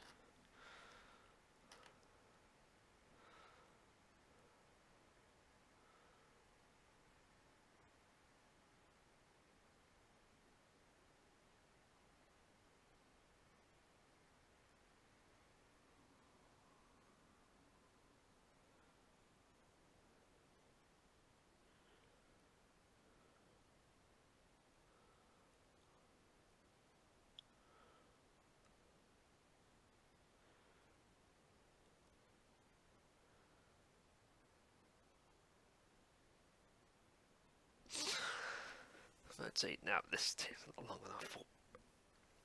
The whole system in this tower here, it's got 4 gigs of RAM. And that went a bit quicker than this. Well, that goes to the age of the processor in that. Mine has an Athlon 64 2.4 gigahertz dual core. It's also got decorated graphics, so yeah, it's not eating the memory.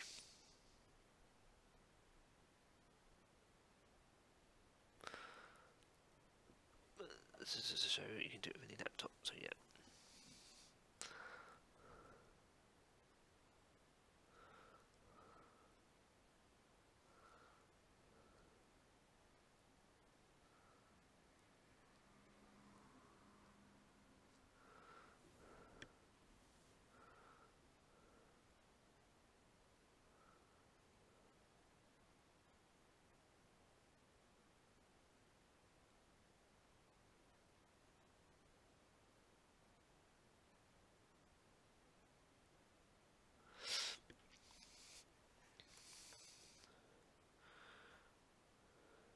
So that's the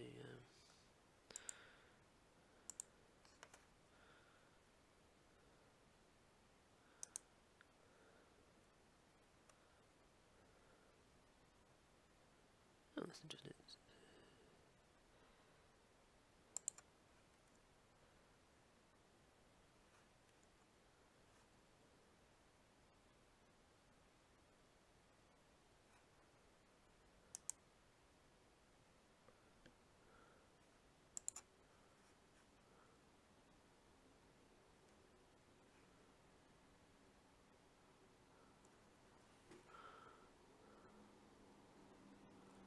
So let's see if we want to do, oh, I don't even know if this, so no, it was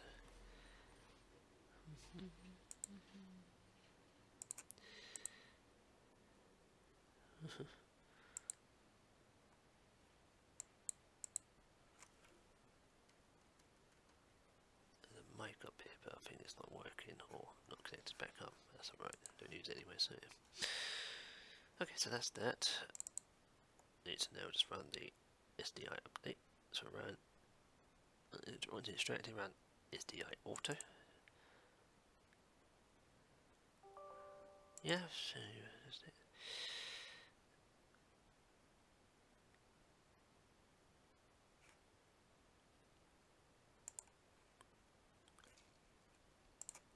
okay, so that's this. That's what the SDI looks like. And now access on the firewall because it needs to go update. And this only shows up if you use the light, so you can download the packets, download network drivers on your network, or download index onto the index.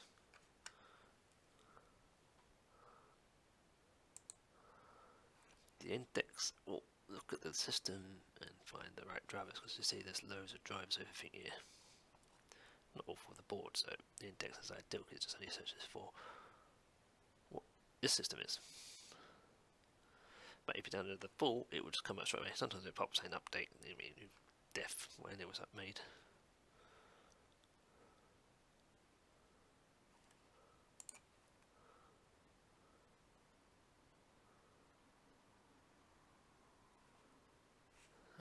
There you go, so it's refreshed, and these are all of the drivers for this machine.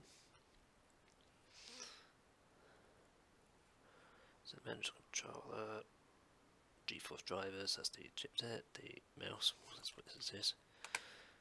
This is a driver, service controller, looks as a service, and the update of the wireless LAN, so this is all this, yeah, so you can select all. You can do one at a time. It's advisable in case you find one that crashes the system. You have to do this over again. All you can do is install all. All you do is install all, so it's done it. And this is about 2 gigs.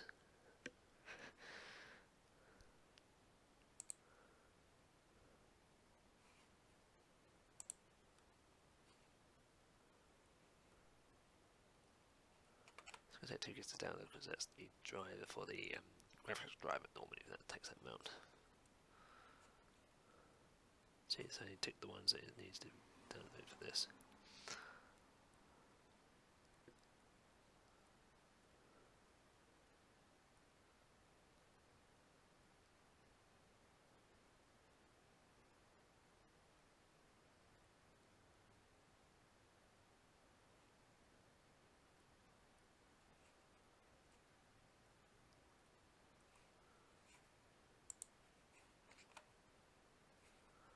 See, there's it.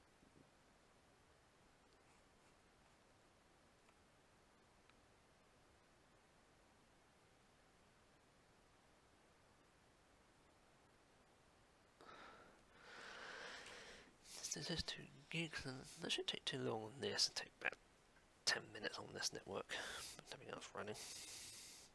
So it's fine. Assuming that it affected because the stream is upload. Even so, there's a pretty high network, so I'm not even using it, so it's fine, but yeah. This is why they give you the full option, so you can download the entire thing, flash it, and that's it, because if you try this on an older system, it would take a while.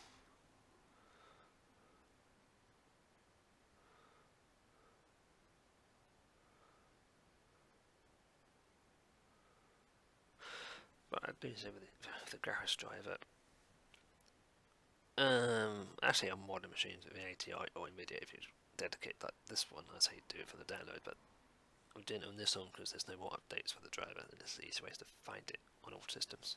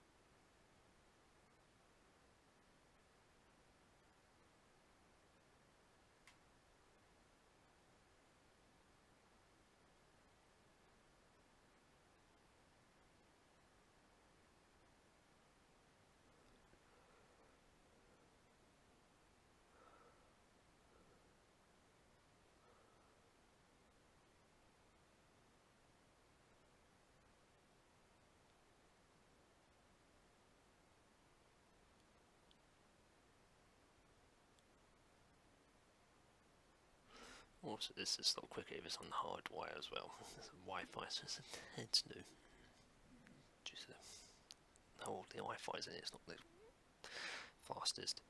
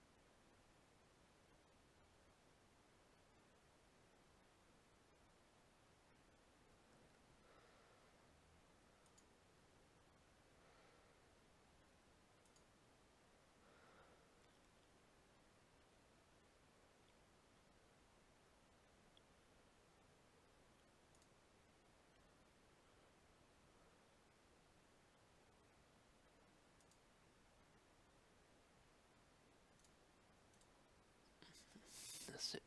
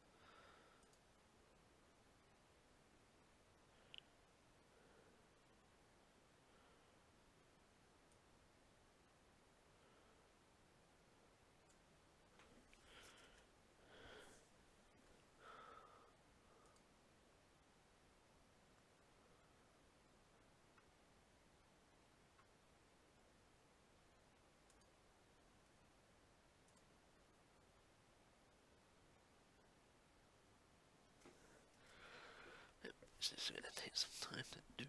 See it. It's almost halfway through.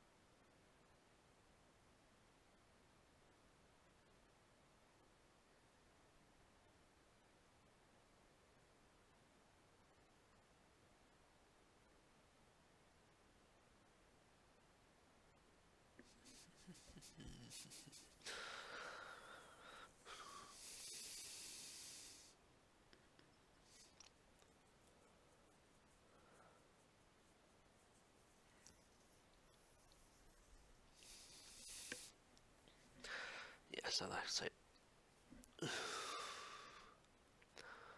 approve in. Yeah, so basically once this is all done, updated and ready, I'll put in the stream for now because I need to get some rest, and later on I will then continue with this one where I update, where I'll put on another operating system for a bit more fast performance because there's much resources and just for the general usage. And so yeah, I'll just set that up on the laptop here. When that'll be done for this one, and then I'll do another one where I will show how to do a update on two OSs. Well, Jubilee on this one, two single ones on this one on both OSs to show you how. And I'll also have my laptop's new drive, so I'll do another 10 and Linux installation on that to show you how fast it is on a new system. Which would be pretty funny how fast it would go. So I'll do that one as well. And I'll probably do one also how to do VMs, because like I say, when I update the VM on this system, I'll also be doing installing XP on it as well, because most will know how to install XP. There's a lot of videos about this, but I would probably want to do this myself just to show that. And also, there is a second hard drive here with Windows 7 on. There's another project we're doing, which is I'll be putting that into this system. It's already configured ready for this system anyways, and it is ready for me to be messing about with it. Basically, it'd be a live stream of me trying to put as much adware on it as possible, and then showing how to clean the adware, because this sometimes happens when you buy new machines. I see that. I'll probably also do a VM version, so I'll just get a quicker on the system just to show you that it's still possible to do. So yeah, so I've got a few things to do, and later today I would update all my videos again, because I was testing software and I think I can do better.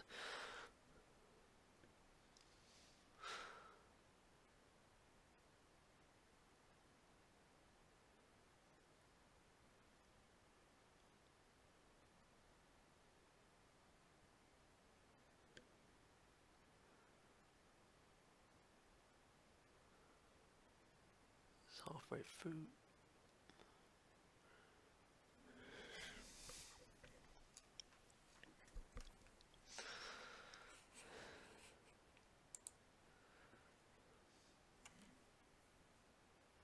This is just a sort of hot air, that's due to this. Let's have a look what's left to install.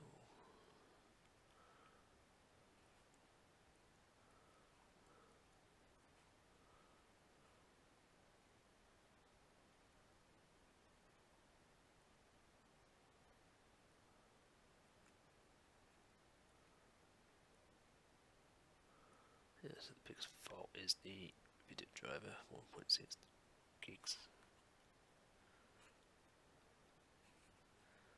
It wants to tick that the machine knows before this, and this is how much is downloaded to each. So yeah, so it's the actual NVIDIA that's the biggest of this all.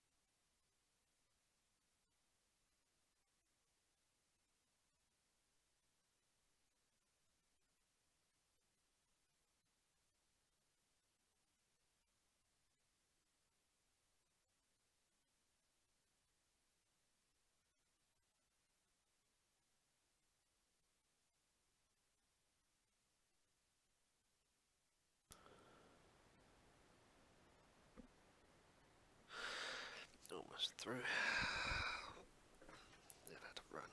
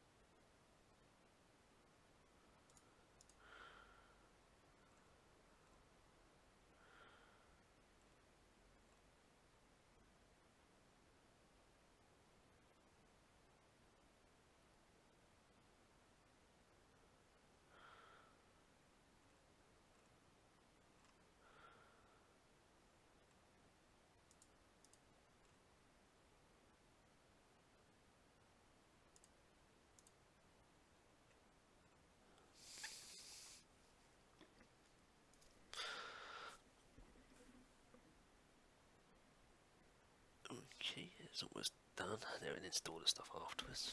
I'm just doing something while I'm waiting. I'm normally silent this time.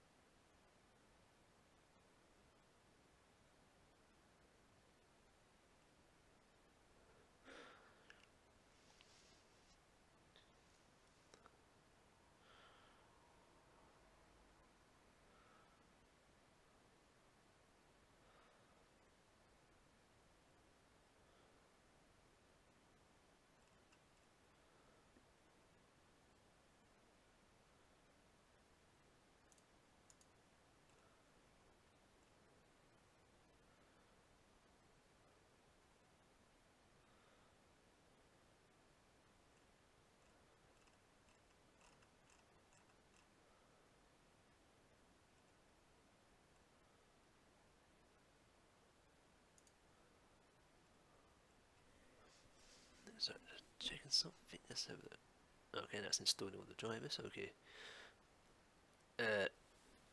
NVIDIA. Failure install error. Sometimes that happens if it can't find a driver or something else is installing, so it normally reboots. Sometimes fixes that, which I just can't update, which is fine. But it's installing the GeForce driver.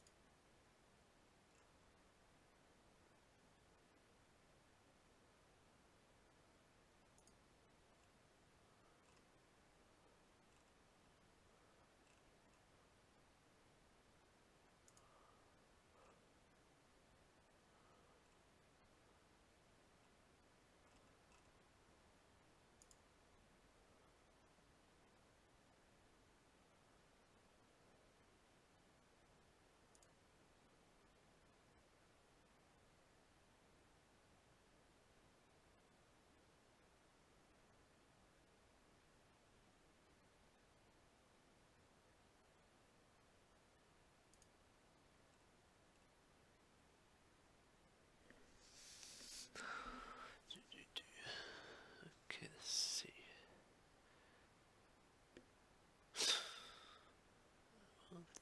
Graphics installed. That's why the screen's got a bit. The writing's got smaller on the screen, but it's got the resolution correct now for the driver. That's good. It's still installing. No, I have to do this. I'm going to defeat it.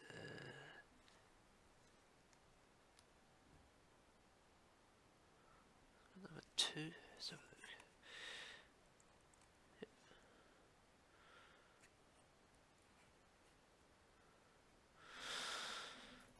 installing.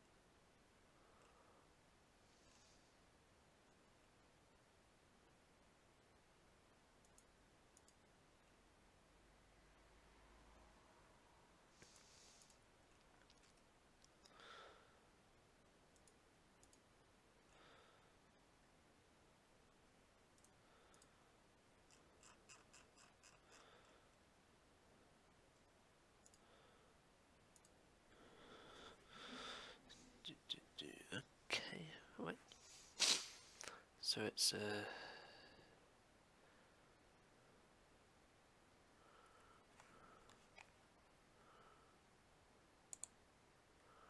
still there's one system left, but I'll reboot it anyways and see if it clears it.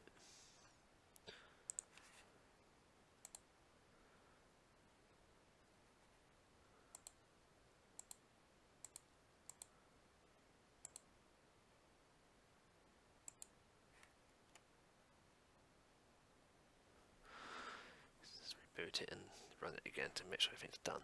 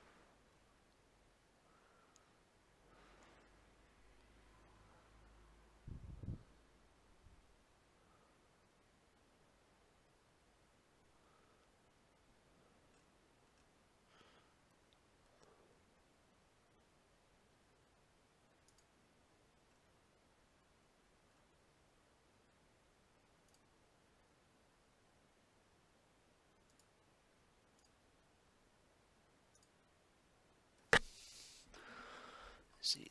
Okay, that's reboot. Oh, still rebooting.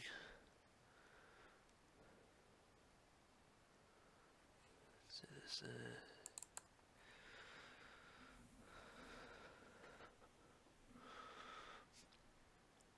let's check again the update of this to make sure it's right.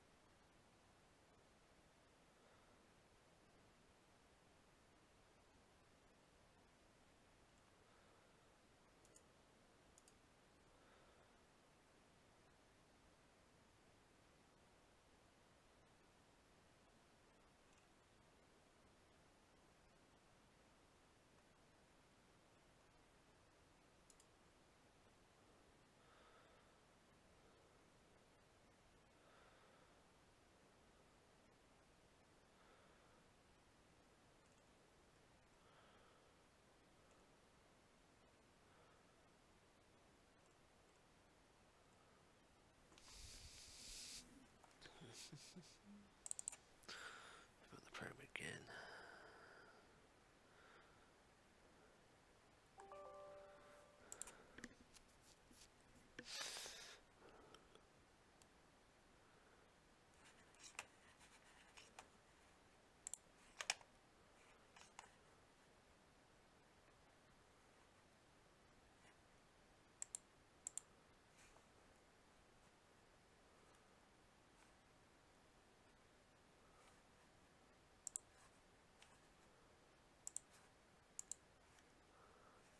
Okay, so it's just checking it out. This. So we can install this then.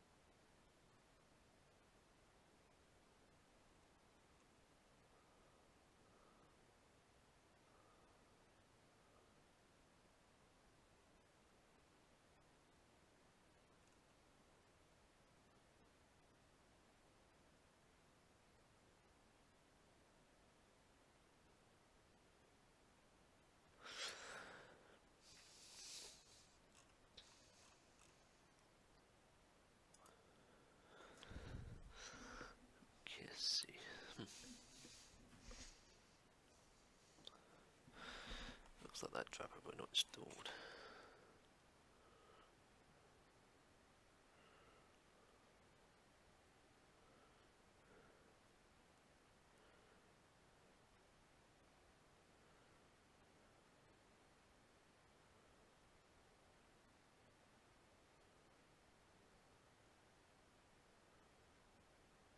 The coprocessor. I installed the coprocessor. That's annoying.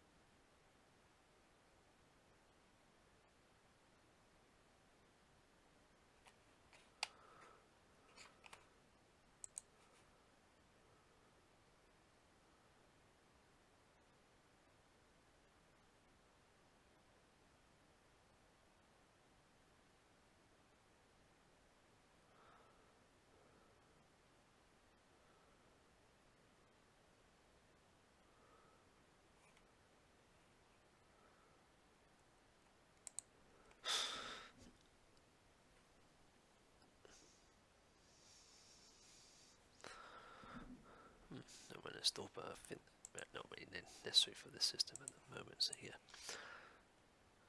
Okay, so that's that installed. Want to see the drive? Yeah, it looks like the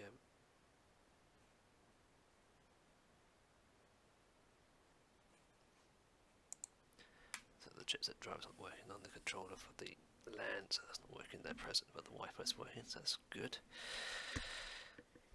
So that's the system fully installed and ready to use for general.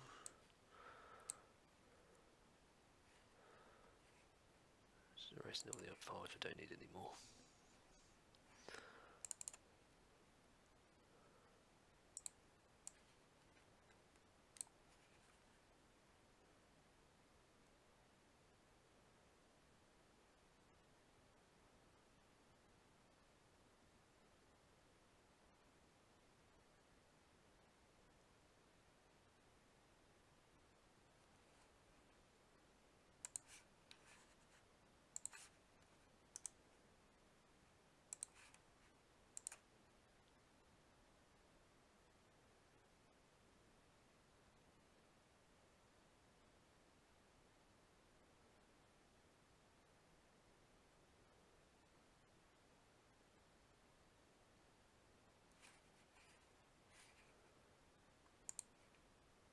So that's that one done, so that's ready now. There's basically 2 gigs left. So I do what I need to do with it next, so that's that all finished and done. Need to go to the back into the power settings.